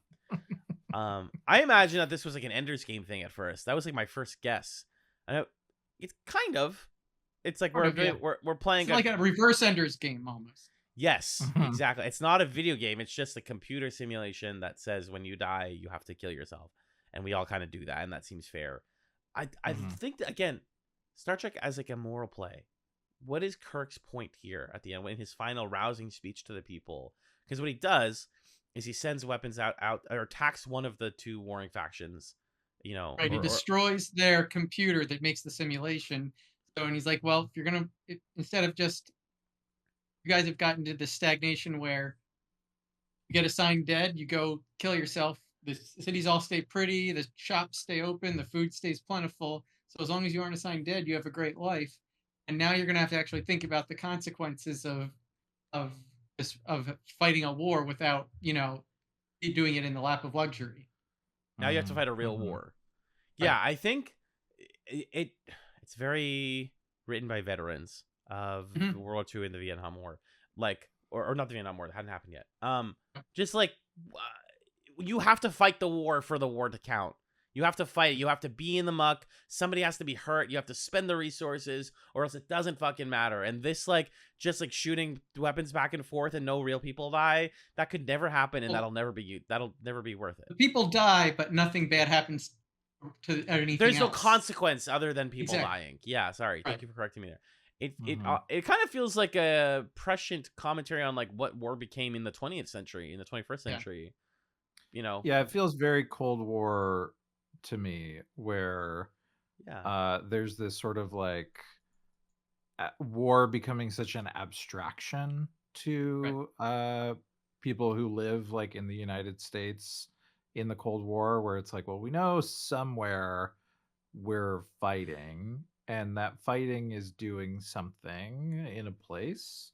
It's not affecting me, so I'm Mhm. just gonna keep kind of living, doing my thing. Yeah, I mean, speaking of current times, Mhm. Right. Mhm. W- And Kirk is kind of like, hey, you guys need to have like a Cuban Missile Crisis or something. Like, you need to get on the verge of completely nuking your entire shit to start to de-escalate, which is I think a bit naive on Kirk's part. But you can respect the game, I suppose. He's trying to shake things up. Say more about that. I'm curious about that. Naivety. I think his hope, and he admits like it's sort of a gamble, but his hope is like, well, this conflict has been dragging on for 500 years, to the point where it's just like so ingrained in their life and their existence that they don't even kind of experience it as being unusual. right? They don't question it. It's just what they yeah, do. they tell me I die and then I die. Damn, that sucks. Oh well. And I think he's sort of saying, like, to me, the analog is in the Cold War, like, this war is gonna, like, it somehow, in my mind, is relating to, like, nuclear stalemate and the arms race, and, like, that the weapons having like an actual real potential to destroy a lot of stuff is going to be what's needed to create peace or to agree to like de-escalate, which is kind of eventually partly what happens in the 70s and the 80s, and then sort of actually isn't. Like there's still quite a lot of nuclear stockpiles and still the imminent danger of the whole world being completely destroyed. So I think this is just like a little optimistic about how easy it is to make everybody realize like this is a real thing and it could really cause problems. Yeah, that's how I feel about it. I almost prefer the like it's right in your face narrative of that 80s Twilight Zone episode, Magellan, that we love, where the woman has the clock that stops time, and then when she finally looks up, she realizes that the bombs are dropping on her, and she's like, I've been just like living my life. Like this story doesn't like scare the public. It just kind of it hopefully like scares the government, right? It scares the military into being like, hey, these wars that you're fighting like have consequences, and you're not just fighting a proxy war. You know, Metal Gear Solid deals with this kind of thing. It's like we just fight wars with soldiers that we don't know against people that we don't know, and it's gonna affect us. But like I don't know, it's far enough away that I can still go to school and go to work. Yeah, all super duper interesting stuff. And I think what I'm loving the most about TOS is it's making me want to like write science fiction. I can totally understand why people who grew up at this time were like, I want to take a shot at this. I want to make a show like this or a book like this. I totally get it. So I think high B, low A on this one. I know I keep saying that. I'd say, yeah, I'm trying to decide which of the two I lean more towards. I do have to say again that Scotty's just great in this episode. He's so funny. He figures everything out and is dealing with this guy and his ridiculous demands the whole time, and he calls him a popinjay. Yep, that's the best insult I've ever heard. I think Scotty pushes it up a little for me, so that's my thought at least. I'm happy with that. Yeah, this really is the B to A season, which is fine by me. Okay, another question, Emrys, that maybe you can help me understand. I feel like in that episode especially, we're referring to Spock as a Vulcanian and not. They just hadn't gotten the nomenclature fully down yet. Things like that happen here and there. Oh, this is also the first time that General Order 24 shows up, which is the General Order 24 is like General Order 1 is the prime directive. There's like a set of standard orders that they can give out. General Order 24 is to blow everything up. Yeah, just like Nuga Planet from orbit order. It shows up at least one other time right now. Cool. Oh. It's kind of scary that it's in the top 25 orders. Yeah, it tells you something, huh? Yeah. I guess it's not number 2, so that's something. That's probably good. Yep. Last thing about Taste of Armageddon, I was on Sundays. I teach for like elementary schools and middle schoolers and middle schoolers. I have this class. It's like a Dungeons and Dragons creative writing class, and I was planning for the session that we did today.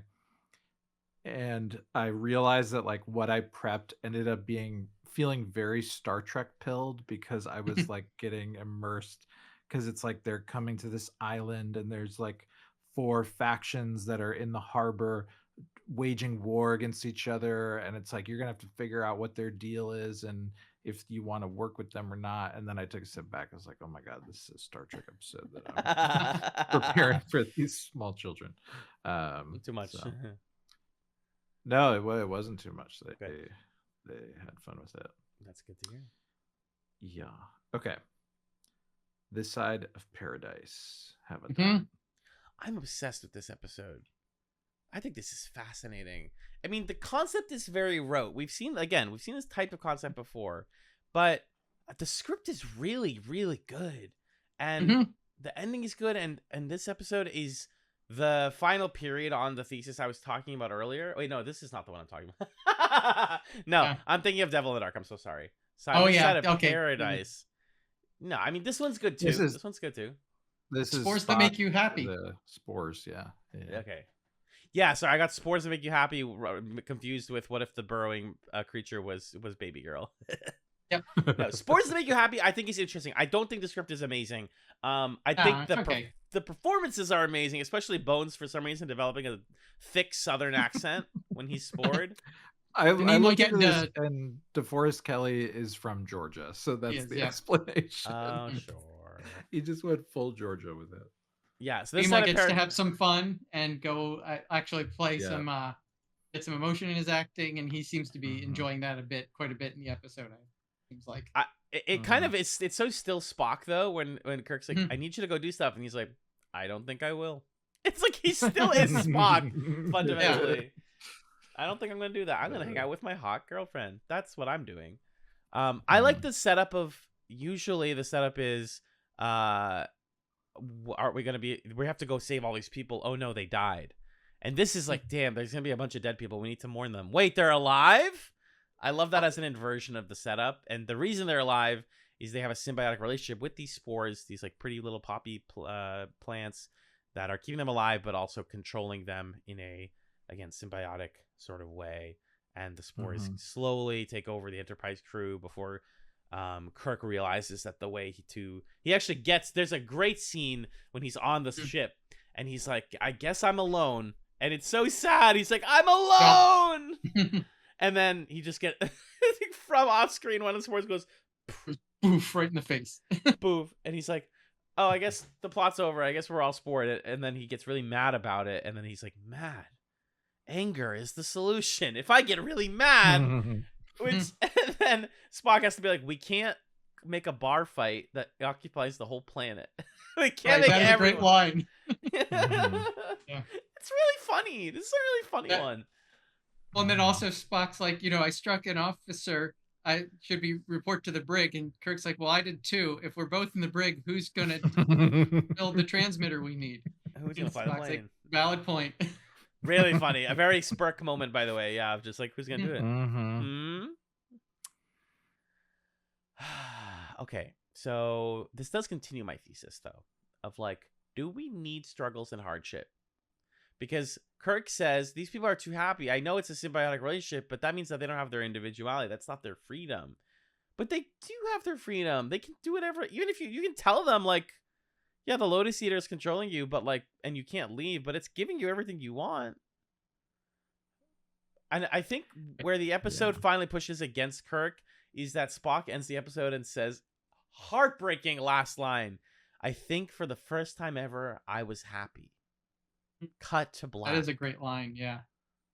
How do we feel about this whole Lotus Eaters, Odyssey, plants that make you happy but live a sort of an ignorant life? How do we feel? I mean, I think it makes a fun premise for the episode. I kind of see your point, though. Like, honestly, what was so bad about it? They were all happy and going about their lives, and they were immune to disease and illness. So from the spores. So what was honestly? Yeah. When you think about it, was it really so bad, or was it just not what? Not what we were used to. Yeah, exactly. Exactly. Yeah, the only point that the episode really makes, because then the leader of the colony, when he gets unspored, he's like, oh my God, we've been here for years and we haven't done anything. We haven't planted anything or made any progress. And yeah, like you're saying, Emrys, who cares? You've been having a great time chilling out in the sunshine. You didn't need to plant anything. You were happy with what you had, and the spores were keeping you fed. So it wasn't like you were starving to death slowly because you were too distracted and high to take care of yourselves. That wasn't happening. And there's not really an explanation for, like, because Alan, you said symbiotic relationship, which made me think, oh yeah, why do the spores do that? Exactly. Right, the spores. What do the spores get out of it? They don't really say. Yeah, like maybe the implication is that the people then tend to and grow and plant these flowers. Maybe. But that like maybe in there's kind of an explanation for why this is bad, of we're being made to do this by whatever, but yeah, it just doesn't ever quite uh get me there. And it's like, oh, but it's not real emotions because the spores making you feel it. It's like, I don't know, maybe you guys just need medication. Like, it's Thank okay you. to take an SSRI. Mhm. You know what I mean? Like, it's maybe that's actually all right. Thank you. I don't know. The line that really got me was when they're looking at the crops and Spock's like, Commander or whatever, Captain, they only planted enough to eat. They didn't plant any more than what they needed. And I'm like, that's fine. That's good. Yeah, Why- exactly. Why Seems is that cool. why is that bad? Baffling. Yeah. I have Like, a feeling. yeah, I mean that's a major argument I have with capitalism in general. Is like what we produce so much and then we throw so much of it out. Why do we Just, need any more than we yeah. need? Why do we need to make Yes. anything more? No, there's no reason. Mhm. Greed. Yes, exactly. I have a take. I will talk about it more in the discussion of Devil in the Dark. I think that a lot of the writers on Star Trek the original series are Protestant and are of this like specific belief, Sure. or it's like Protestant-esque belief that like you must suffer to have It's very good. waspy. Yeah. Mm. Yeah. You know, Yeah. yeah. We're seeing the origin of that 20th century wasp mentality. I don't mean this in like an anti-religion sentiment. I don't mean that at all. I just mean like this idea that like, well, we all know, we all grew up on like you have to suffer to have good things. And only 20 years later, Ian M. Banks writes one of the foremost refutations of this concept, The Player of Games, an incredible novel series that's basically like, okay, what happens if a society gets everything they need and treats their people right and gives them the resources to live just well enough? And then you're like, oh no, they probably die, huh? And he's like, no, they actually get like really clever and thoughtful and create beautiful things and help other people. Right. And like nobody's willing to be think chill. about that. It could be chill. I read that book in college and it like blew my brain open. I remember being in a class and being like, we can just have good things and that's enough. And then a good art doesn't just come from war and hardship and poverty, but comes from like abundance and comfort and stability. Mhm. You know, I think about like when's the last time I wrote a poem? And the last time I wrote a poem was like when I wasn't worrying about work or my like deadlines or my health or whatever. It's like, no, when I'm good is when I create things. So I just believe really strongly in that, and I find it fascinating how TOS specifically constantly refutes that and says, no, you must have suffering to succeed. I'm not saying the show is bad. It's just interesting how it's different than the way I think. Right. The philosophy behind it is interesting. Correct. And it is, I think, I don't know if this is to its credit, maybe it is, but it is also kind of full of doubt about that point. Because Yeah, it's questioning it still. Yeah. it is the show that ends the episode with Spock being like, sure was good to feel happy. All right, well, back to this. That's the nuance of it, right? It's like Kirk going, well, you need this to be successful, and then Spock and everybody else on the fucking ship going like, yeah, but I think they were good. They might have been good. Yeah, there's nuance. That's definitely true. Yeah. I gotta give one more shout out to DeForest Kelly in this. Oh yeah. Him being like, Jimmy boy, come down to the surface, get us some mint jewels. Oh my god! Funny. Spock going, I believe he's making something called a mint julep. Yes! Oh my god, Bones is the best. So fun. So fun. Yeah, the spore acting is really just goofy and light and silly, and it all works for me here. So, Alan, what do you give it? Oh, that's a high A, low S for me, guys. I'm sorry to say. I can see that. Hey, everybody, we're back. In case that cut out awkwardly for you, sorry, by the way, we had a little technical hiccup. We're giving this side of Paradise an A for effort, and we're moving on to 126, The Devil in the Dark, which is what I was talking about earlier when I was like, this episode's got a great script. I was talking about this fucking episode where a carpet has personality and is a mom. I love this. So basically, we're on a mining colony. These miners are like, there's these monsters that are killing all of our guys. You gotta go help us, Enterprise. And Enterprise goes down, and then Spock is like, what is this perfectly spherical orb of silicon that you have here? And they're like, I don't know. We just kind of blow them up and then keep digging. That seems weird. Anyways, where's the bad guys? Oh, they're on the 25th level. Okay, let's go on the 25th level. Hey, there's a bad guy. She's not killing us. She's harmless. Spock, can you talk to her? And Spock mind melds with the alien, which again is, to describe it, is like a lava carpet, which is clearly a man wearing a carpet and crawling around on the ground. It sure is. It's fucking great. And he mind melds with it, and he's like, oh yeah, this thing dies every 50,000 years, and then this is the mom that repopulates all the eggs. Those silicon orbs were the eggs, and you're killing the children. And That's why it's eating you. That's why it's eating you. It doesn't seem fair. Wouldn't you do the same thing? I love this. I love when the miners are like, all right, sure. What do you want us to do? Not kill them? Sure. Can we get money out of this? We have a quota to make. We got capitalism still. And then they say, actually, now that you're not killing them, we're happy to help you dig these up way faster because I'm way better at digging than you are. I love the narrative concept of they go through dirt like we go through air. I love that. That's so cool. And then they agree, and they're like, you guys are billionaires. The monster gets to the creature gets to live and have its babies. Peace. Yeah. Let's go down the line. Emrys, thoughts on Devil in the Dark?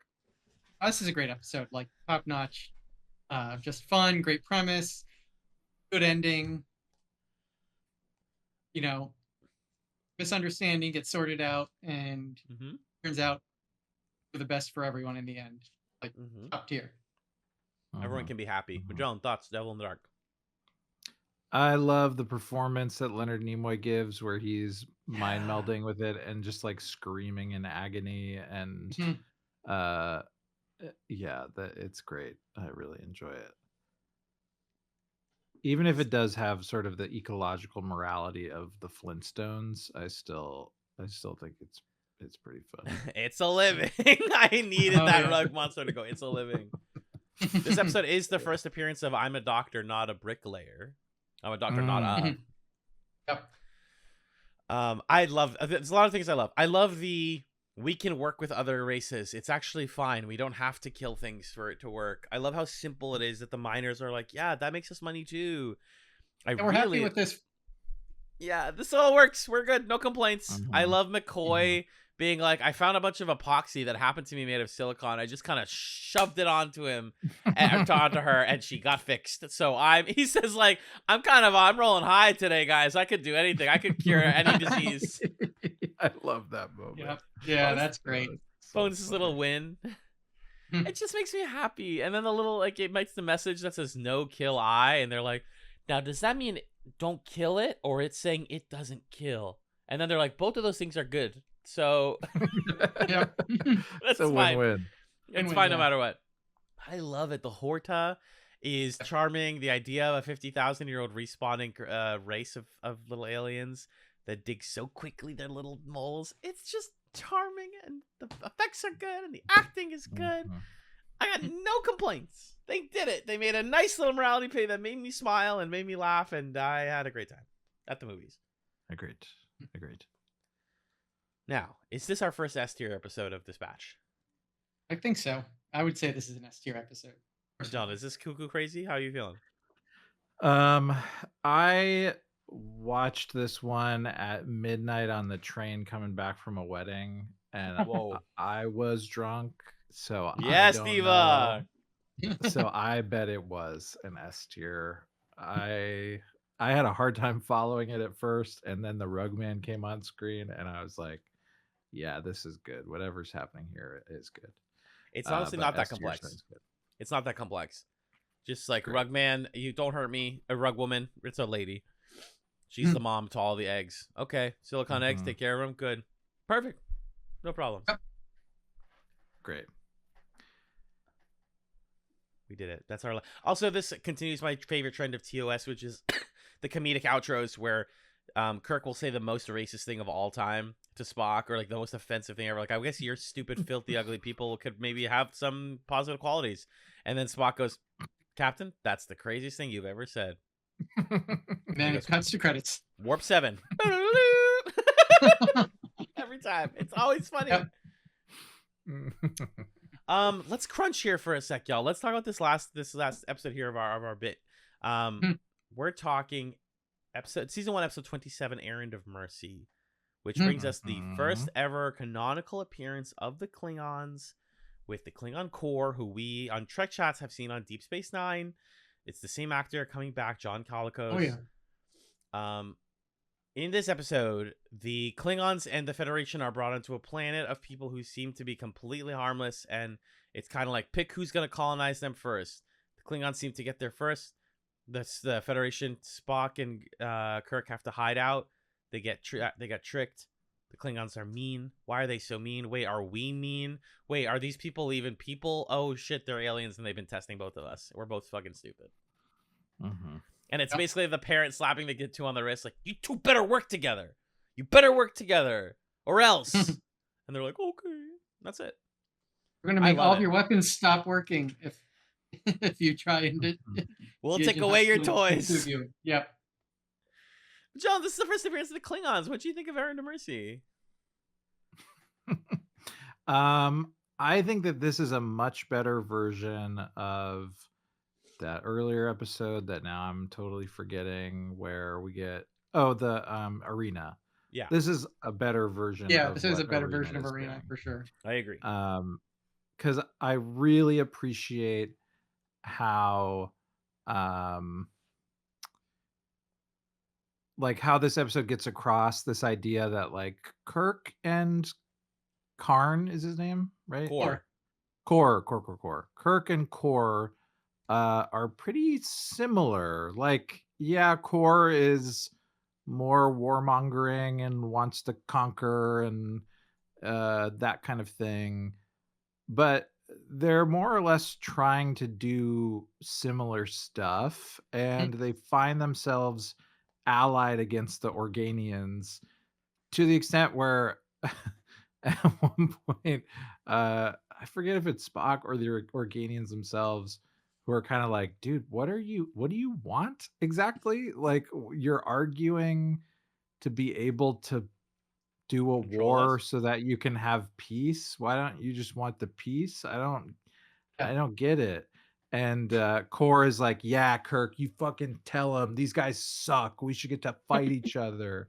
That dynamic is really enjoyable to me. I love how bad of a spy Kirk is. He's just so bad at being a spy, and that's fun. The Klingons are weird. They're real weird. Yeah, that, and I knew that they were real weird, and I've seen them be like this. More of this like Orientalist, very Orientalist, yes. Just like with Khan, it's like, why? And that feels like an anti-Soviet thing, like more like anti-CCP, but you know, sure. Yep. So fun, interesting, strange bits. Star Trek TOS. Oh yeah. I like seeing the Klingons. I hate that they tried to explain why they look different later. Don't worry about it. Don't worry about it. They did it right in Deep Space Nine when the Worf's line of, we don't talk about it. We don't talk about it. They look different, which is very funny because the reason they did more with the Klingons instead of the Romulans was because the makeup was easier to do.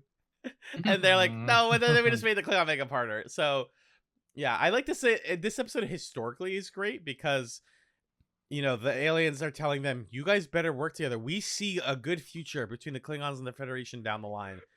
And the rest of being such assholes to each other. If you just fucking talk, stop having wars, you idiots. And then that just comes to pass, which is really great. So yeah, I think John Colicos is great. Always, I like seeing Core. He's menacing. He's not just like a snarling evil. He's like a dignified evil, a thoughtful evil. Is he? I mean, yeah, he's kind of evil, but he's not that. I mean, what the Klingons are trying to do and what the Federation are trying to do are the same thing in this case. They both are trying to annex this planet that was its own independent, like, commune, basically. Yeah, and I agree with Magellan. By characterizing the Klingon race, it makes them more interesting than the Gorn, because the Gorn are just a blindly, like, other race. And that is the point. But in this, it's like, oh, we have two distinct races with the same goal, or two groups, rather. Same goal. How do we get there? Let's think about that. I can't wait to see more Klingon stuff in... There's more Klingon stuff in TOS, right? There's at least one more. Oh, yeah, definitely. Well, we know that there's at least one more from prior Deep Space Nine. Of course. Of course. That's right. Oh, I'm excited. Well, let's take our break, and when we come back, I guess we will. We got to rank it. We got to rank Aaron. Oh fuck! Oh my god! High A, low S. Tell me if you've heard me say this before. High A, low S. This is an S to me. I think. Okay. I'd agree. That's another S. So we got 2 S's in a row here. Woo! Wow, they were cooking. Yeah. Good job, guys. US hit its stride. Wow. The show has hit its stride. Let's see if it can maintain that stride. Oh, So Magellan, this part can probably be cut out of the episode. Emrys doesn't know if she'll be able to make whatever our next recording time is. Should we just give her chatsum now, and then if she comes back, we jigger that? Okay. Yeah. Sounds good. Emrys, while we have you here before the break, I'd love to know. First of all, thank you for being here. We appreciate your time. Yeah. Great to be here. Glad I could make it. Glad to have you, as always. Do you have any chatsums for us this week? I do. I have a chatsum indeed. It's Epic the Musical. I don't know if either of you have heard of this. Ooh, I've seen ads for it on the subway in New York. So it's an album musical. It's not been performed in an actual theater format. Oh, no, I haven't. I have not seen ads for this in New York. I've seen this on TikTok. So let me just bring up some info on it. It's written by Jorge Rivera Herranz. It's a musical project he did over a couple of years. It is an adaptation of the Odyssey into a musical, and it is the songs are great. Just, I'd recommend just look it up. You can probably find most of the songs online pretty easily. Listen to some of them. But I will say that the Odyssey is the most like cis heterosexual wife guy Greek myth. Oh, sure. Which is usually full of all sorts of, weird and bisexual stuff if you get into the Greek myths more. But Odysseus is the ultimate wife guy, and the story is that. And despite that, I think it's a great bit of music and a fun story. So I highly recommend it. Cool. And it's it called sounds Epic like the Musical. Epic the Musical. Yep. It sounds like I have to get going now because I hear my time is up. Brilliant. All right. So, thanks, but I Emrys. got that in. I'll try and get these uploaded for you later tonight. Sounds good. Awesome. Great to have you. See you around. Great to be here. Of course. Bye. Bye. And Magellan, we will be right back after a brief musical break to discuss the last couple of episodes of TOS Season 1.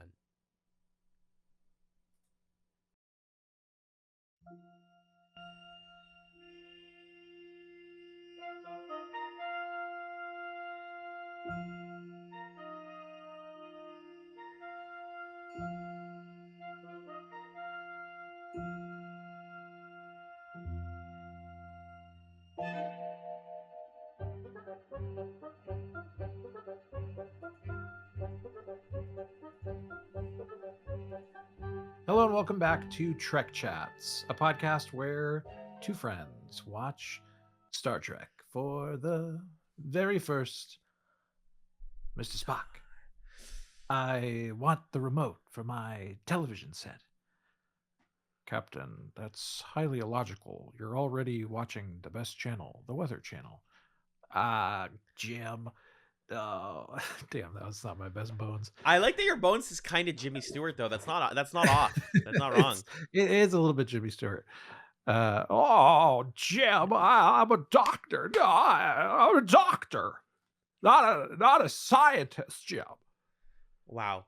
Honestly, Star Trek TOS, but DeForest Kelly's replaced by Jimmy Stewart. Nothing changes. That's perfect.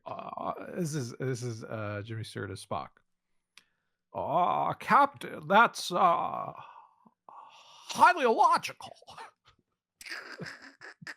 I think it's funny that Spock never calls him Captain Kirk, but he calls him Mr. Spock. It's always Captain and Mr. Spock. Like, Spock has never said the words Kirk on this show, unless I'm wrong. Which I'm not. I think he's called him Jim, but I don't think he's ever said Kirk. Interesting. Very interesting. Intimate. They should kiss. Someone should write that fic 50 years ago. We got 3 episodes left of TOS Season 1 to talk about, Magellan. We do. You might be wondering, but Allen and Magellan, why would you split the half with only 3 episodes left? That's how scheduling works sometimes, listener, and you're gonna have to deal with it this time. So I Mhm. think what I like about TrekChatz from a hypothetical listener perspective is we introduce that we're about to discuss every episode. So like you know what you're in, and then you can just jump around. It's kind of like Yeah. these time travel episodes. You want to be in the other dimension, the second half dimension, you can do that. I don't expect people to listen to it all in one go. I think that's irresponsible. Mhm.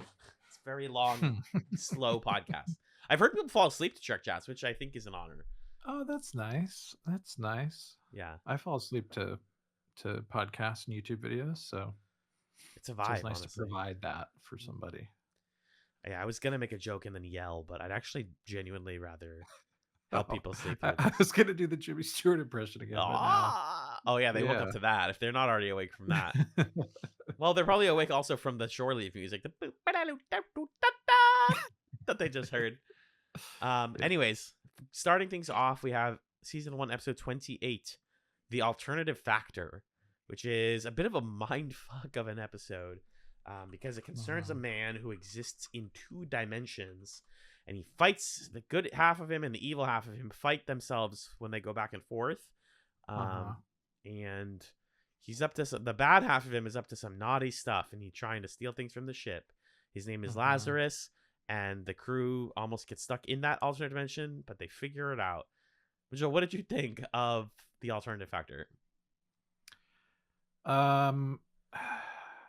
The alternative factor, that's what I'm bringing to this podcast. The alternative factor. What is this? There's others. What is this? What is this? A dare? A show of dares where who can drink the most matcha? Like instead of Oh, that's guess, good. yeah. That's actually kind of good. Who's got the best? I would love shirts? a Fear Factor reboot that's more like cringe. No like, Joe how long Rogan. can you withstand cringe? Yeah, no Joe Rogan. Maybe he would be like sort of one of the threats. Yeah, but not the host. Certainly, right. I like that idea. One of the threats is funny. I didn't like this episode. I didn't think it was very good. Same. I think this is in some ways a worse version of the one from the first half of the season where there's like the good Kirk and the bad Kirk. Yeah. Oh, and yeah. That episode's only really better because it's happening to someone we know. So we're like learning about the character and this guy who is supposed to be the hero, the protagonist of the show, and he is directly wrestling with this idea of being ripped in two, and there's like this dark part of him. This one, it's, somebody had an interesting idea for a sci-fi short story, and the Enterprise crew needs to be there in order for it to be a Star Trek episode, is kind of what this felt like. And I just didn't find that super compelling. There are definitely moments that I enjoyed. There's some really weird visuals going on in this one that were fun. Some like, we're going to show somebody going like, whoa, and then superimpose a picture of space on top of it. Yep. Or like, we're going to wrestle and just turn the film negative and wrestle like all blue or whatever. Yep. So that was a vibe. But otherwise, this was kind of not that interesting. What did you think of it? Stinky, really stinky. I came back because we took a break from watching between the last episode and this one, and I'm like, all right, I'm back in. I got full energy. I'm ready. Here we go, Star Trek. And it's like, what? And I was trying to look into like why this episode's weird the way it is. We're directed by Gerd Oswald, whose only other episode was one of my favorites, Conscious of the King, the Macbeth episode. And then this is his second episode. Written by Don Ingalls, who I don't think had written for Star Trek before this. He writes an episode in season 2. He's a veteran, just like Gene Roddenberry was.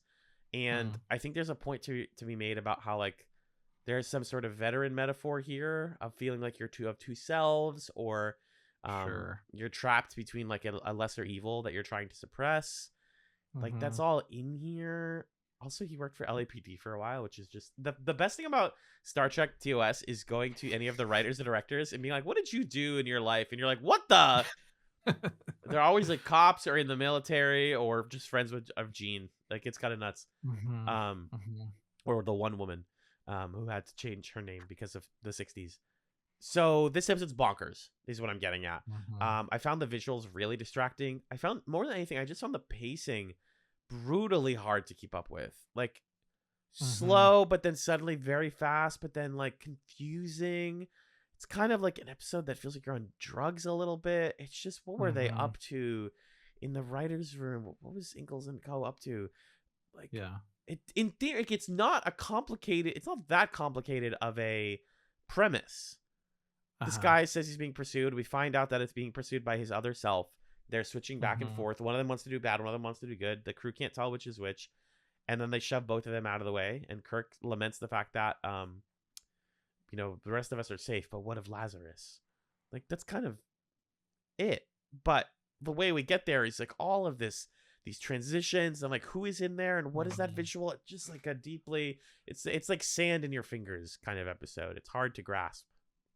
Yeah, I think the other thing that distinguishes it in a bad way from the two Kirks, My Two Kirks episode, is that episode is like not ambiguous about what's going on at any point.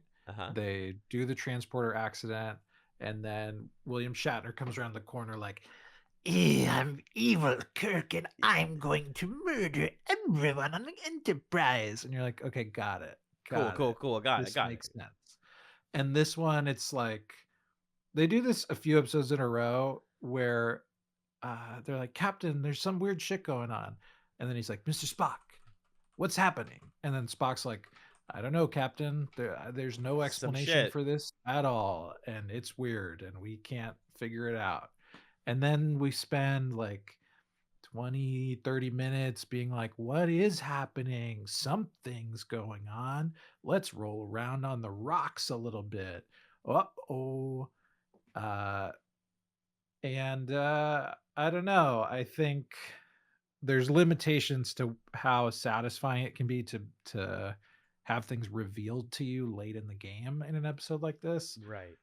And you really have to be brought along by something other than the substance of the plot. And that's just not here. Like there's not really like a character thing that I'm invested in or whatever. So, yeah, that's the thing. Like I just, the biggest difference to me is that other Kirk is a kind of likable and like sympathetic after a certain point. You know, that part where he hugs Kirk, you're like, oh man, like that is another human being. But like, I don't feel that with this random Lazarus guy that I don't fucking know. And these transitions are giving me a headache. I can't keep watching this episode. I hate it. Dr. Jekyll and Mr. Hyde, my ass. That book kicks ass. Just read Dr. Jekyll and Mr. Hyde. It's better. I have nothing else to say. There are a couple funny bits. He's got weird facial hair. Yeah, and it changes. That's a choice. There's a part where Bones, I forget that exact line, but he says like something, and then he says the recuperative powers ditto. But I wrote down the recuperative powers of a ditto. It's like, oh, Bones likes Pokemon. Okay, yes. That's funny. We get a twist on the I'm a doctor line. He says, I don't know, Jim, this is a big ship. I'm just a country doctor. So stupid. And then Bones tries to be like something's going on. And William Shatner has such funny delivery on this line where he says, Bones, if I had time, I'd laugh. And then he runs in the other direction. It's pretty good. But that's kind of it. This is like a C or a D. I would give this a D. Yeah, let's do it. D for Lazarus. Oh. Okay. Yeah, and it's like, are you making a point by naming him Lazarus, or is that just supposed to sound come back to life? Yeah, what are we doing cool here? Yeah, okay. City at the Edge of Forever, number 29. Pretty good title. The City cool on the title. Edge of Forever. That's a beautiful title. In this episode, McCoy injects himself accidentally with a bunch of like hypostimulants when trying to save Sulu. And because he's so hopped up on drugs, he, hops off the ship and lands on a planet where there's a weird, huge time portal entity.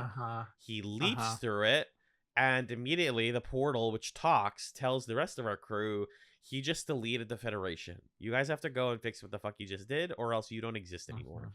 They jump in, or at least Kirk and Spock jump in. They find themselves in the 1920s-ish? 30s, thank you. Yeah. And naturally, Kirk falls in love with the first woman he sees. Bones spends the whole time screaming, and Spock spends the whole time bullying Kirk, and then trying to just build a way out. Eventually, they find Bones, and Kirk falls deeply in love. But they find out that the woman that he fell in love with, if she is allowed to live, initiates a sort of peace movement in the United States that leads to them losing the nuclear arms race, and or not the nuclear, just like losing the second, the nuclear arms race. Not getting involved in World War II, losing the arms race to the Nazis, who then take over the world with atomic weapons. Correct. So she has to die so that doesn't happen.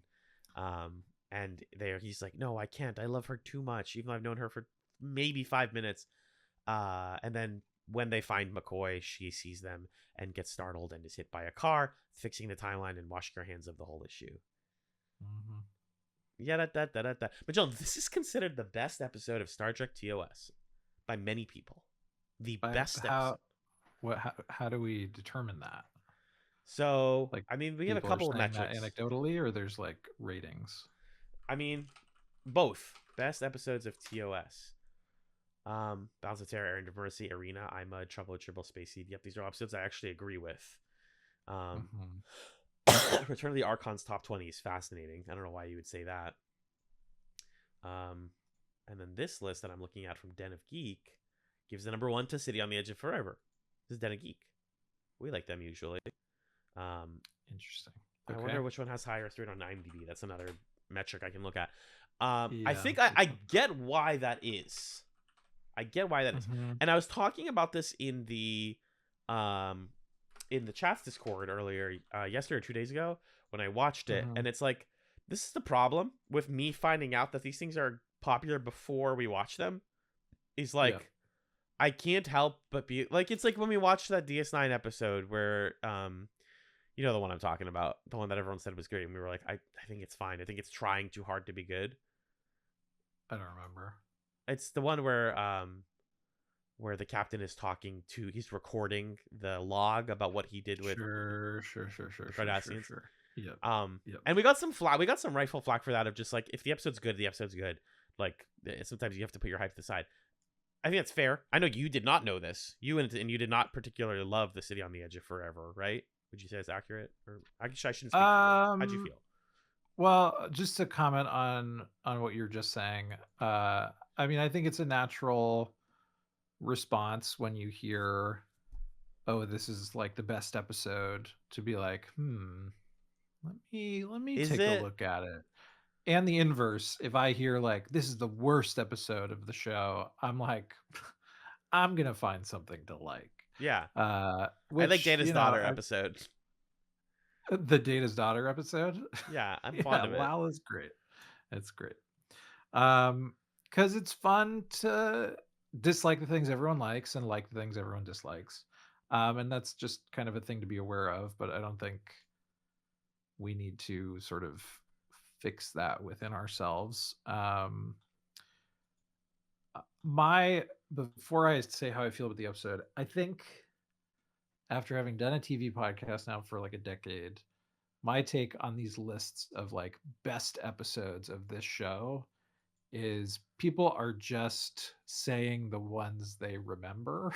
Yeah. Like it's the most iconic or memorable, or there's something about the episode that makes it easier to kind of like communicate about and propel forward in the collective conversation. And this one definitely is that. It is a very memorable episode. We get stuck in the past. Kirk and Spock are trying to hide out in 1930s America. They have to make this really kind of drastic choice about letting this innocent good person die.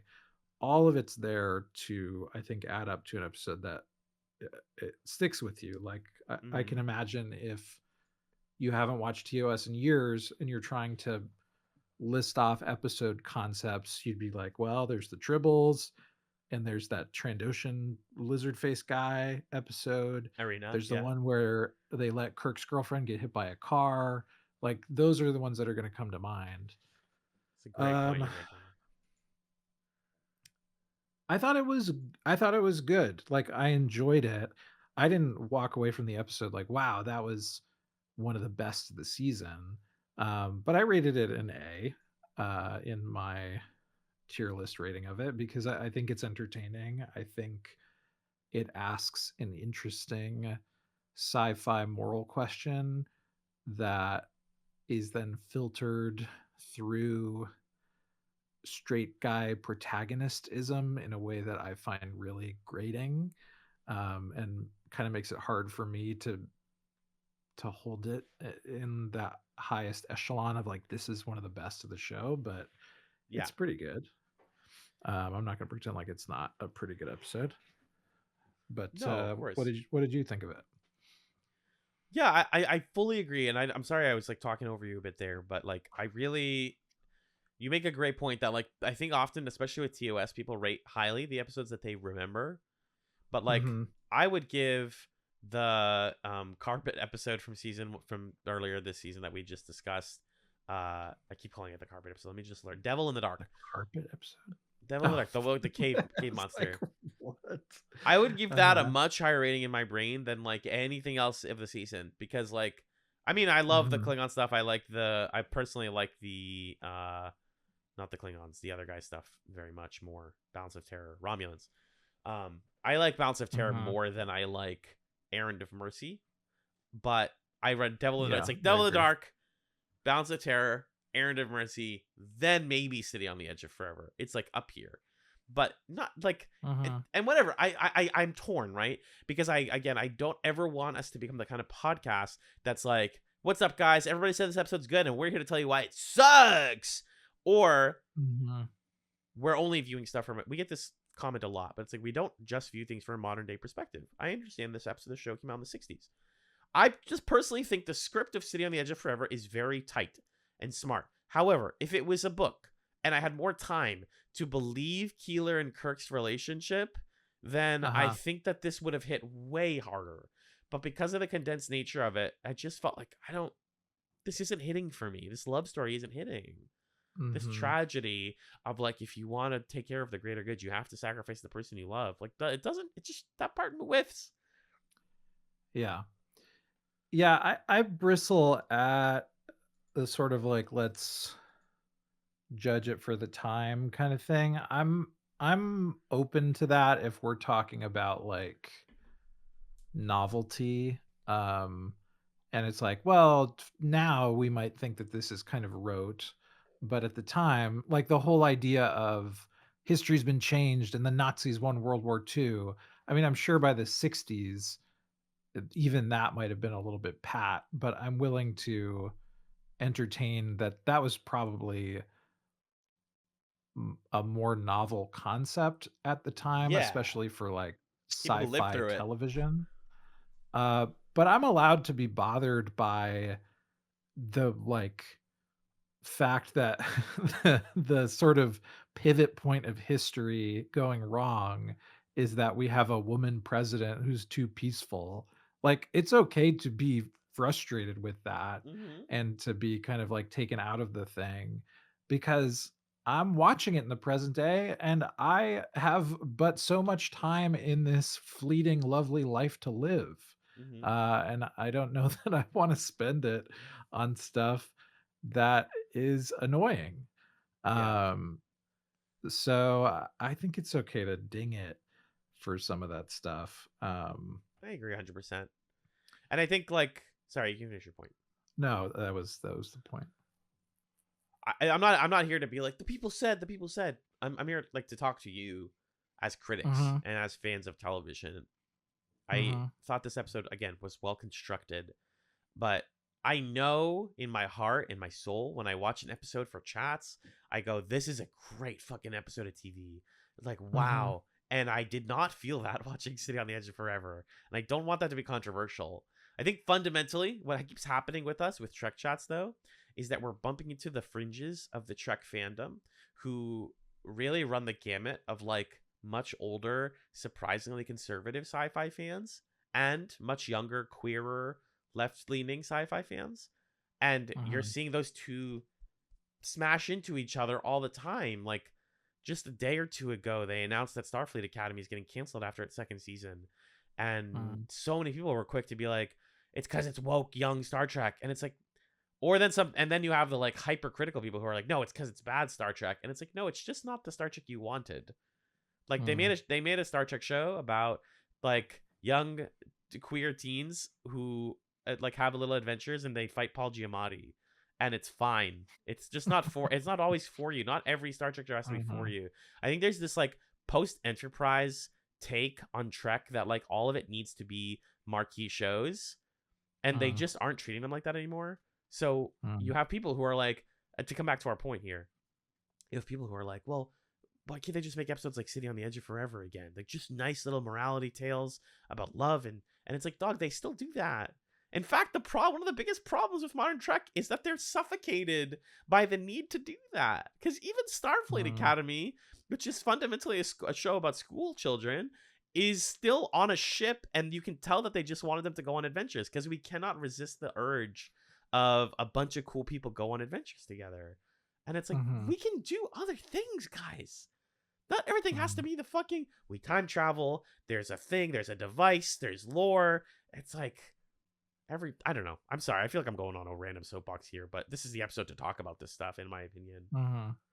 It's yeah, no, I think it's, I think it's a good thing to broach of like, ultimately, what is Star Trek?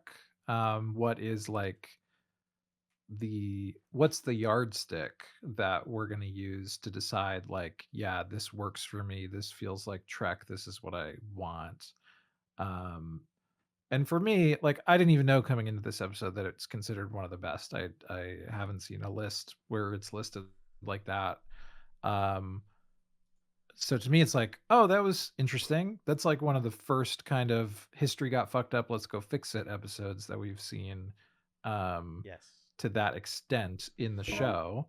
They're sort of like carving out a new niche or type of episode. And a reflection that I had is like, when TNG tried to do these episodes, they were pretty boring. And TOS is at least making this more entertaining. And I like watching Kirk kind of like fumble his way through the past. And I can say like, yeah, this is enjoyable. This is an A-tier episode. But I do think it's almost like, is it good? Is a separate conversation from, is it one of the best? Yeah. And you could have two episodes that are like equally good by some metrics, but then we get into this question of like, well, how do you decide what's among the best? And to me, I just don't know that this is like a very Star Trek-y episode in terms of what I want out of the show. Because like, I like going to space and trying to relate to people and da-da-da-da.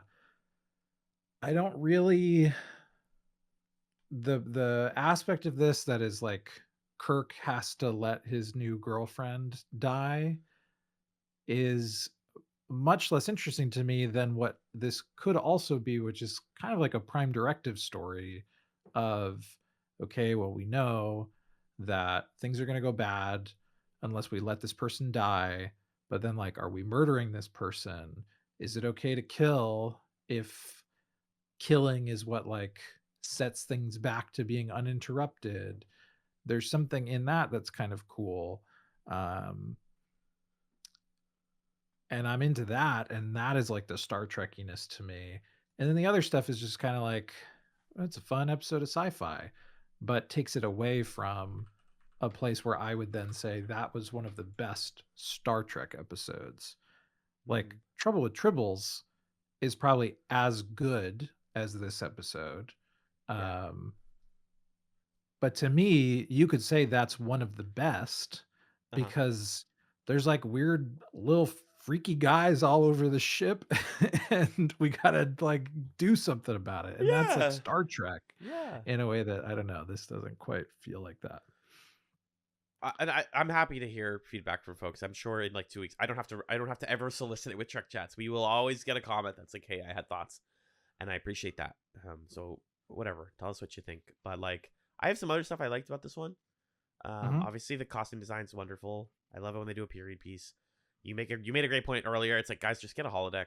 I know they don't have one; they didn't conceive of it yet. But like, such a holodeck episode. I fell in love with the program, but it can't shut down until she dies. Like.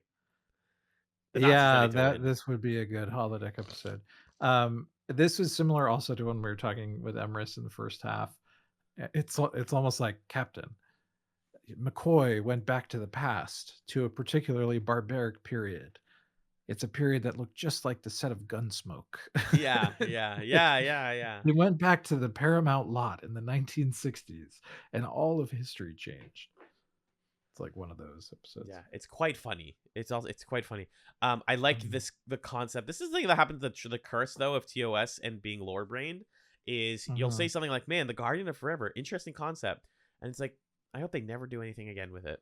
Spoiler alert: they will do something again with it. That's like, can you just have in a TOS thing? Or in some other thing? I'm not positive. I think in other things. Yeah, in other things. And it's like, can you guys just have a cool idea and not do anything with it? Can you let TOS just exist? The answer is no. Firmly no. Nothing in TOS can just exist. Yeah. Well, it doesn't help that the Guardian itself at the end is like, "Hey, you want to have more time adventures? We could do that." And everyone's like, "Go make books." Everyone's like, "Captain, should we go home now?" Yeah. It seems like Discovery is the one that brings this back. Sure. I'm not allowed to talk about future Trek stuff. So other stuff I liked. Also, worth noting, this episode's interesting and kind of different. Who's it written by? Oh, ding, ding, ding. That's Harlan Ellison. That's everybody's favorite sci-fi writer who actually hated to be called a sci-fi writer more than anything, despite being one of the best. We've seen him work on Babylon 5. We've seen him work on The Twilight Zone. Harlan, rest in peace, was apparently a motherfucker to work with, an incredibly rude person and diva. Him and Gene Roddenberry used to fight a lot. He sued Paramount because they didn't give him residuals for this episode. So I don't know. Harlan Ellison's a controversial character. I think he's interesting. I don't have thoughts on that, but this is a very Harlan Ellison script. Like, there's a woman, and the tragedy is time and space is centered around their love. And what if she had to die? And the Nazis took over, and you're like, all right, Harlan, okay, chill out. It doesn't have to be this episode's like a borderline too high stakes for me. I'm like, the Nazis? Yeah, I don't know. This could be a good movie. Like there's a script in here. I agree. If it wasn't a Star Trek episode and it was just a feature film, a Clark Gable movie. Yes, let's go see a Clark Gable movie. What's Clark Gable? You don't know Clark Gable? Best scene from the fucking episode. I think we both noted the cartoon racism scene, the funniest scene of the whole fucking episode. When Kirk and Spock land on the planet, and people are like, "Why do you guys look weird?" And then they're like, and the cops stop them, and then Kirk says this, not me, guys. He says, and I quote, "You see, my friend, he's Chinese," and just like looks at Spock, and obviously Chinese. He's obviously Chinese. Excuse me? It's great. I love it. Whatever. I'm actually fine with it. It looked all the way back around from turbo racist to the kind of funny. And he just like keeps digging himself deeper in the hole. He's like, he's got ears. There's like a rice explosion. Like, doesn't make sense. Spock is trying to yes and him and help out. Like, well, I had that accident when I was young. Yeah, improv partner type shit. Yes. Yeah. So it's a pretty funny scene. I think there's a funny read of that line that Kirk is like, "Oh, we're in the 30s. People were racist. Yes. Let me be racist for a second." I think that is how you're supposed to read it. Yeah. he's it's like, not Kirk being racist. It's I know what I'm supposed to do here. Yep. That was the impression I got from it too. And my last note really quickly. Every episode should have its action spurred on by somebody accidentally got hit with some drugs and jumped into a portal. Like that's awesome. brilliant. I love the extended shot of McCoy slumped like and then out of nowhere he kips up and is like, I gotta get in the portal. Yeah. Or the shot part I where would watch a show where every episode starts with them at this portal and McCoy runs into it. They're like, fuck. Not again. I also love the shot where Sulu gets saved by the drug and he's like, I'm good. It's so cute. George Takei's so cute. What else you got? I continue to really appreciate how bad Kirk is at espionage and like making stuff up and lying. When they meet Keeler, he says, my name's Jim Kirk, his is, and then it cuts to reaction shot of Spock. We sit in this for like 2 beats. Back to Kirk. Spock. He just like can't like name a woman. He just yeah. He failed to name a woman for Spock. It's really funny. That was amazing. What could it possibly be? Anything? Can you name any male? Any male? Kirk? No? Okay, Spock it is. Sure, the only man in his life. I got it. Yeah. Another thing that amused me when we cut back from commercial after the big computer is like history got messed up, and Kirk's narration says, Captain's log, no star date. For us, time does not exist. Badass. Best Captain's log ever. No. Yep. It's my last thought on this is like, I don't know, maybe this is me kind of getting into the weeds of it, but there is just something about she's a woman, she becomes president, and that's the thing. And like, look, yeah, we want that, but now's not the time. There's a perniciousness to that. And it reminds me of, there's this movie I watched when I was in college. I took this class about like ways of getting like popular opinion and government rule by popular opinion, how to do that, pitfalls of that kind of thing. We watched this movie. It's a Jimmy Stewart movie, actually, called I forget the name of it, but essentially the premise of the movie is that he's like a pollster for a newspaper. Okay. And he discovers that there's this town somewhere that like it's like the perfect sample of the country, like every political view, all the demographics. So he can just poll the town, and then he has like perfectly accurate polling data.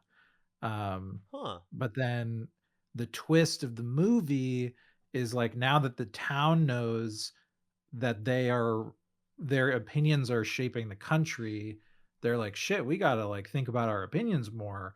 And they start to become more progressive because they're thinking more carefully about their opinions. And like the big kind of climax of the movie that the movie treats as like, this has gotten out of control, is the spinning newspaper thing that's like, the town thinks there should be a woman president and that would be okay. And it's like, oh no, it's all gone wrong. So I couldn't help but think about that. What is that movie called? That sounds interesting. I think it has the word miracle in the title. Let me see if I can find the name of it. Or like town, Jimmy Stewart movie where he Magic Town? Well, Magic Town is the name of the movie. Yeah. It was interesting. Basketball player runs company that performs polls and surveys, obsessed with being able to find miracle formula. A survey made by a friend. Okay. Progressive education. Yeah. This must be what you're looking for. Cool. It was interesting. It was interesting for sure. I'm into it. My last thought on this episode. It's funny I always like kind of doing the historical comparison, like the amount of time, because here we are in the 60s writing an episode where it's like a particularly barbaric period, the 1930s. And that would be like us writing a Star Trek episode where we're like a barbaric period, the The 1990s. 90s. Yeah. And then if we like, I don't know, do something with the 90s. Well, that's why the con stuff is so funny. Is they're like when the country got fucked up in the 1990s. You're like, oh, okay, yes. Yeah, I love it. I really love it. All right, let's talk about this last episode. A is right. Yeah, it's pretty good, and I think it's sets a template for a certain kind of Trek episode, but it's not one of the best. Okay, next up is the season 1 finale, Operation Annihilate. No, this isn't about the fucking vacuums from Doctor Who yell annihilate, assimilate. Don't yell at me, you fucking Whovians. I watched the whole show. Operation Annihilate is an episode that takes place on some fuck-ass lot that they had. This is the funniest, like, we just have some lot to film on and call that a whole planet. I love it. The premise is that there are these flying gooey parasites that are causing insanity across the galaxies, and they happen to be on a planet that houses Kirk's brother Sam, who tragically dies, and his son is infected with the parasite, and it makes people crazy and then die. And one of them, they find out, flew himself into the sun, and they're like, what the fuck happened? And then Spock gets hit by it in a really scary scene. He gets jumped by the parasite, and Spock is only able to control it because we learned that Vulcans can control their pain through mental training. So he's okay. But then he goes blind because they find out that, what is it about the sun that gets rid of the virus, the plague? Well, it can't be the heat. It can't be the radiation. It's light. And so they shoot Spock with a bunch of really powerful ultraviolet rays. The light is what cures him, but it makes him blind. And they're like, oh my God, what a tragedy to lose one's sight. The weird disability thing going on there. How are we going to blast the whole planet with light? Well, we just have a bunch of like ultralight. And then they go, actually, it's actually ultraviolet, and Spock didn't need to go blind. And Kirk and Bones are like, damn, I fucked up. I'm so bad at my job. And then Spock rolls up completely back to normal and goes, yeah, Vulcans have like a really strong sun, so we have double slitted eyes, and I'm fine. That's it. This episode is notable for introducing a lot of interesting Vulcan physiology. Obviously the pain training thing, which comes up again later and is such a cop-out writing technique. And then the double slitted eyes, which I love that Spock says it in such an obvious way, to the point where I'm like, why didn't they know that? Don't you guys know about the people who are on your ship, that they like basic physiology of Vulcans? Well, it seems like there's a way that Dr. McCoy responds to Kirk asking him a question where he's like, I don't know. Like, I don't think Bones really understands xenobiology. I'm a doctor, not a xenobiologist. Right. Maybe there's some episodes where they make him understand it, but it kind of works for me that like he doesn't know that stuff. And that's another difference between this and TNG, where Dr. Crusher can be like, well, we know all this stuff about Vulcans from all of our research and database. Right. Yeah. What did you think of Operation Annihilate? Yeah. It was whatever. It was okay. There's some fun things. I like the little slime creatures. Those are fun. Somebody's off camera like throwing them, and then they reverse the footage. Like that's fun. I go to a dermatologist's office pretty regularly. I have eczema, and a way that you can mitigate eczema is with ultraviolet light therapy, which is essentially like you go into a standing tanning booth type thing, and they blast you with light for like a minute. And you know what they do? They give me goggles so that my eyes don't get hurt by the light. And you Wow. just have to wonder, why didn't they have goggles to give to Spock to make this safer for Didn't him? they say like I can make eye protection, or that I thought they said like there isn't any that's strong enough or something. I don't know, or they I didn't don't know. know. Yeah, and they're sort of like, it's the light of being right next to the sun. Whatever. I think it's fine. This episode's okay. There's some interesting stuff. But it's also just like, Kirk, that planet, doesn't your brother live there? Wait a minute, this dead guy, isn't this your brother? William Oh Shatner my clearly lying on the God. floor in makeup, by the way, just himself filming it twice. That's good stuff. It's so funny how quickly they job out Sam Kirk. It's so funny, his whole role, because Yeah, only like, so if that you're they can gonna have the make line. a brother, make a brother. Yeah, and again, I can't talk about this right now, but they do more Sam Kirk stuff later, in other shows. I mean, I just think it's funny that the whole reason to have Sam in here is so that the threat of losing his son is, I think it's Bones who's like, you're worried that your family line is going to end. Like, oh my God, God forbid, my brother who had a kid. No way, not like a child is going to die, but like the man is going to die. And you're like, Right. oh, spooky. And then Mind they you, have we never see the Bones. kid. No, not even a little bit. And then they also have Bones lecturing him, like, Yes. Jim, there's a whole planet of millions of people, and you're as responsible for them. It's like, okay, episode, what do you want from me right now? Do you want me to invest in the personal stakes? Or do you want to do this kind of like the good of the many, the good of the few? Yeah. Like, they kind of want to have it both ways. And it just made me not that invested. I think the thing that got me through this is I just like seeing Leonard Nimoy kind of like, I'm resisting pain.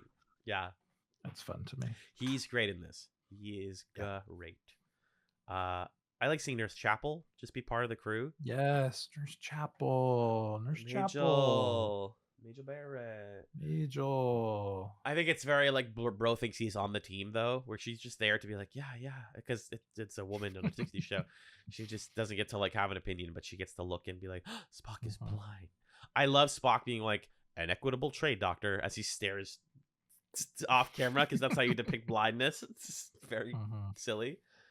I actually really like the problem solving element of this one.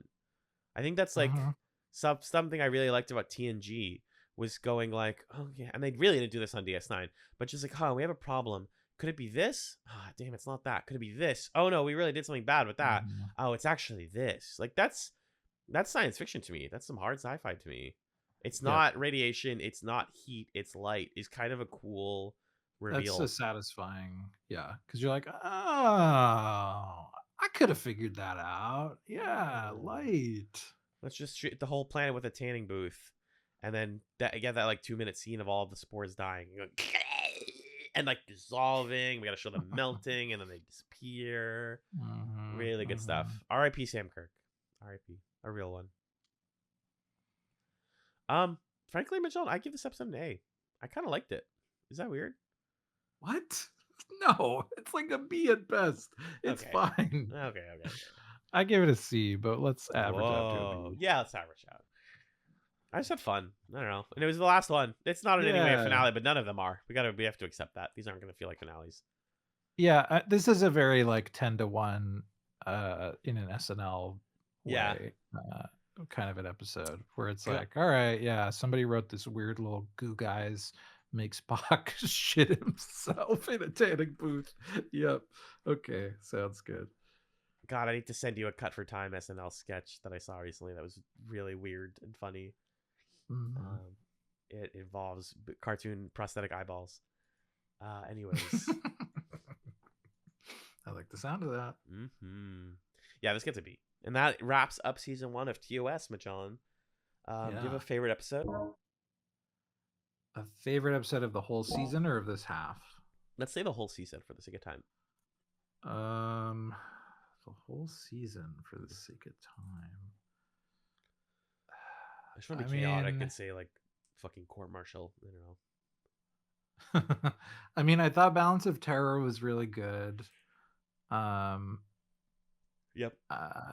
It's between Balance of Terror or Errand of Mercy. I'm not Okay. exactly sure, but they're both kind of doing the same thing of like, oh, Kirk, I respect you because I'm the bad guy who's just as smart as you are. And you know what? I also liked the Khan episode. If I had to rewatch one Space of them Seed? right now, I would rewatch Space Seed. Yeah, I agree. Which again has its problems, but if someone was like, "That's one of the best episodes of Star Trek TOS," I'd be like, "For sure." Alright, It's yeah. like iconically doing stuff that TOS does. I like it. What about you? What's your fave? I think it's got to be Devil in the Dark. I just think it like hits on everything I like about Star Trek: the optimism, the we can work together with other creatures, the funny effects, the comedy beats. It's all here. And then Space Seed is a close second. I love Khan. I totally seriously, you said this before. The second you watch that episode, you're like, yeah, give this guy a movie. Give this guy a movie. You kidding me? I've never. It felt like every episode was an audition for like, do we make this one a movie? And like, I think City on the Edge of Forever would make a good movie, but I think Khan makes an amazing movie. And I haven't even seen Wrath of Khan yet. I can already tell that motherfucker makes an amazing movie. 20 years down the line, you kidding me? Hey. But we'll get there someday once we finish TOS. Groovy. Magellan, that does it for TrekChatz. I want to ask you next, what are we watching next week for Chats, a television podcast? Next week, we're returning to the OA. We're going into season 2 of the Netflix sci-fi fantasy supernatural mystery. Is it dimensional? I don't know, kind of show. And we're going to be watching the first 2 episodes of part 2. Part 2, by the way, was released in 2019, 3 years after part 1. Yeah. Really like 2.5 years after part 1. First is chapter 1, Angel of Death. And then the second is chapter 2, Treasure Island. And we're not going to look at what happens because we don't do that for the OA, because stuff happens in that show. Did you know that 7 of the 8 episodes of season 2 are in top rated on IMDb? 7 of the 8. That's awesome. Isn't that great? That's really good to know. I'm excited. Me too. Where can people find you on the internet, my friend? You can find me on another podcast I do with my friend Justin called Super Smash Echoes, where we play video games related to the Super Smash Brothers franchise, Super Smash Echoes. Check it out. You can also find me on Bluesky at not-that-magellan.bsky.social and on my ghost page at not-that-magellan.ghost.io. Alan, what about you? You can find me on a few other podcasts. My main other gig right now is a Pokemon podcast I do called The Creature Quorum, found wherever you listen to podcasts. That's a Pokemon podcast that I do with my friend Six Step Mar from Skin9 Media. And we most recently had on my bestie right here, Magellan, talking about Fire Red Leaf Green's 4th gym, Erica, as we go through the Kanto Tourism Committee, exploring several different versions of the first generation of Pokemon. It's a lot of fun. I think we totaled like 8 different versions amongst the 3, or 7 amongst the 3 of us, I think. I'll do a count when the episode, because as of recording this, the episode hasn't come out yet, but yeah, I would love to do a formal count. How many?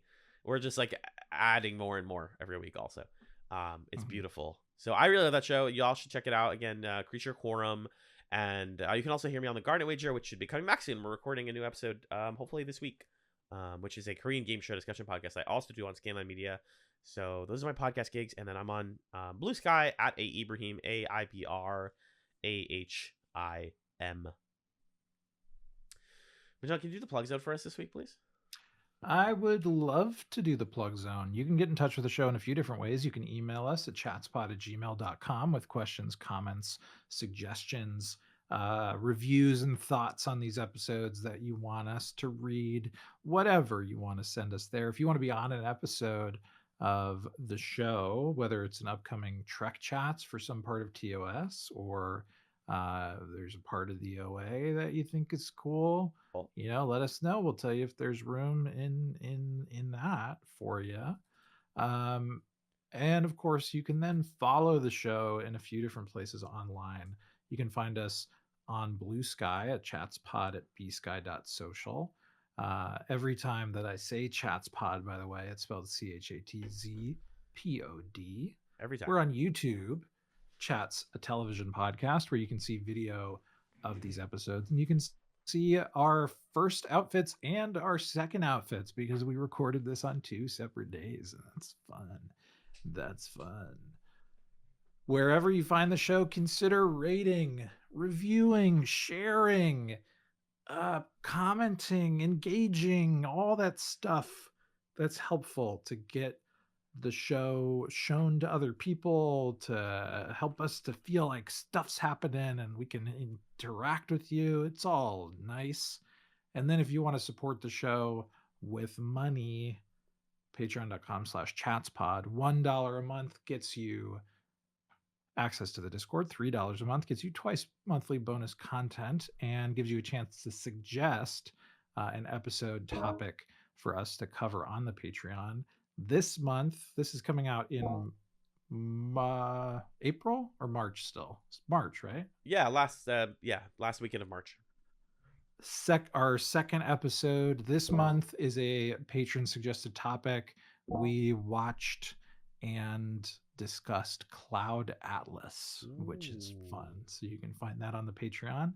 And then $5 a month gets you thanked here at the end of every episode. Thank you to our $5 patrons, who are Stefan, Six, Noel, Nick of the Brothers at Infinite War, MP, my mom, Marcus, Lee, Kyrie, Kelly, Justin, Jen, Felicia, Emrys, Emily, Arthur, and Amanda. Thank you, folks, for supporting the show. And thank you, Emrys, once again, for joining us on the first half of this episode. Thank you to Camilla at Camillastrator for our podcast art. And now, Alan, it is time for our chatsums, our things that folks can snack on between now and next time. What is or are your chatsums for this week? I've been getting into a new YouTube channel. I've been watching a lot of Liam Layton. He's also known as the Plant Slant. I've recommended like food and wellness culture stuff on here before. I always try to be really careful to recommend creators who are, either registered dietitians or like explicitly not like anti-eating disorder content. The Plant Slant on YouTube, he has great shorts. He's also on TikTok. He's also on Instagram. He's just really great because he watches a lot of other videos and usually makes the stuff that those other creators make and tells you like, hey, what is like a normal person with a normal kitchen? What's this going to look like if I make it? And he also is talking a lot very honestly and realistically about macros and like what does a calorie deficit and healthy eating look like in a time when we can't afford to eat healthy sometimes. I think he's just really thoughtful, and he also like injects some much needed politics in his food culture stuff and acknowledges his privilege as a white guy really well. Like I think I give Liam a lot of credit. He has like I've learned a lot about food and dieting from watching his stuff, and he makes new shorts like every single day. The dude is cranking out content. Check out the Plant Slant on YouTube if that sounds interesting to you, because I've been really enjoying his content. It's very thought provoking. Nice, that's awesome. What about you? As you'll hear if you listen over at the Creature Quorum, I've been playing a lot of Pokemon recently and a lot of ROM hacks of Pokemon Fire Red, especially. If you're not familiar with a ROM hack, essentially, they take someone, whoever it is, this fan who's like doing a fan project, will take the ROM, which is the memory file of a game, in this case, GBA game, Pokemon Fire Red, as an example. And then people will modify things within the memory of that game to change it. And ROM hacks can range from, hey, it's the same game with some quality of life features, or there's other Pokemon that weren't in this before, all the way to like completely stripped it down to the bottom and rebuilt it from the ground up with like a new location and new story and all that kind of stuff.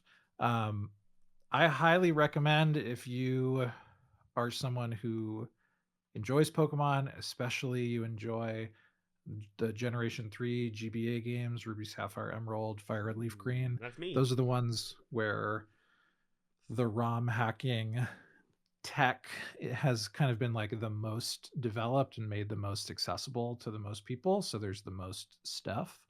I would recommend checking out some ROM hacks. I think the subreddit r/Pokemon ROM hacks is a good place to start. There's also this cool site called HackDex, DEX, like a Pokedex. I think depending on where you're trying to access it from, your browser might be like, I don't know how to get to that. But when I do it on my phone, it's great. I can get on there. It can patch the like hacks into your ROMs directly. So I've been playing a ton of ROM hacks just on my cellular telephone, which has been kind of amazing. Because like I got this dang flip phone in the first place because it reminded me of my Game Boy Advance SP, and now it can play those games. It is a Game Boy Advance SP, but in a new way. But sometimes your partner texts you on it. Yeah, and I can watch YouTube on it in the part of the screen where there's nothing else on it. Amazing. Multitasking. That sounds fun. Hackdex.app is the domain that works. Hackdex.app. That's right. And I'm, of course, assuming that you have a legally obtained ROM, okay? I don't know how you're getting your ROMs. As for me, what? Huh? I gotta go. I'll see you later. I said nothing. You heard nothing. Exactly. Beautiful stuff, Magellan. Thank you so much for recommending that. And thank you for joining me on this lengthy episode of TrekChatz. Thank you again to Emrys for joining us for parts 1 and technically 2. Winky. Thanks so much, everybody, for listening to TrekChatz. We'll see you out there. Why has that not been my outro before? That's such a slam dunk. See you out there. I don't know if that's from Star Trek or what. I think I don't know. Well, it's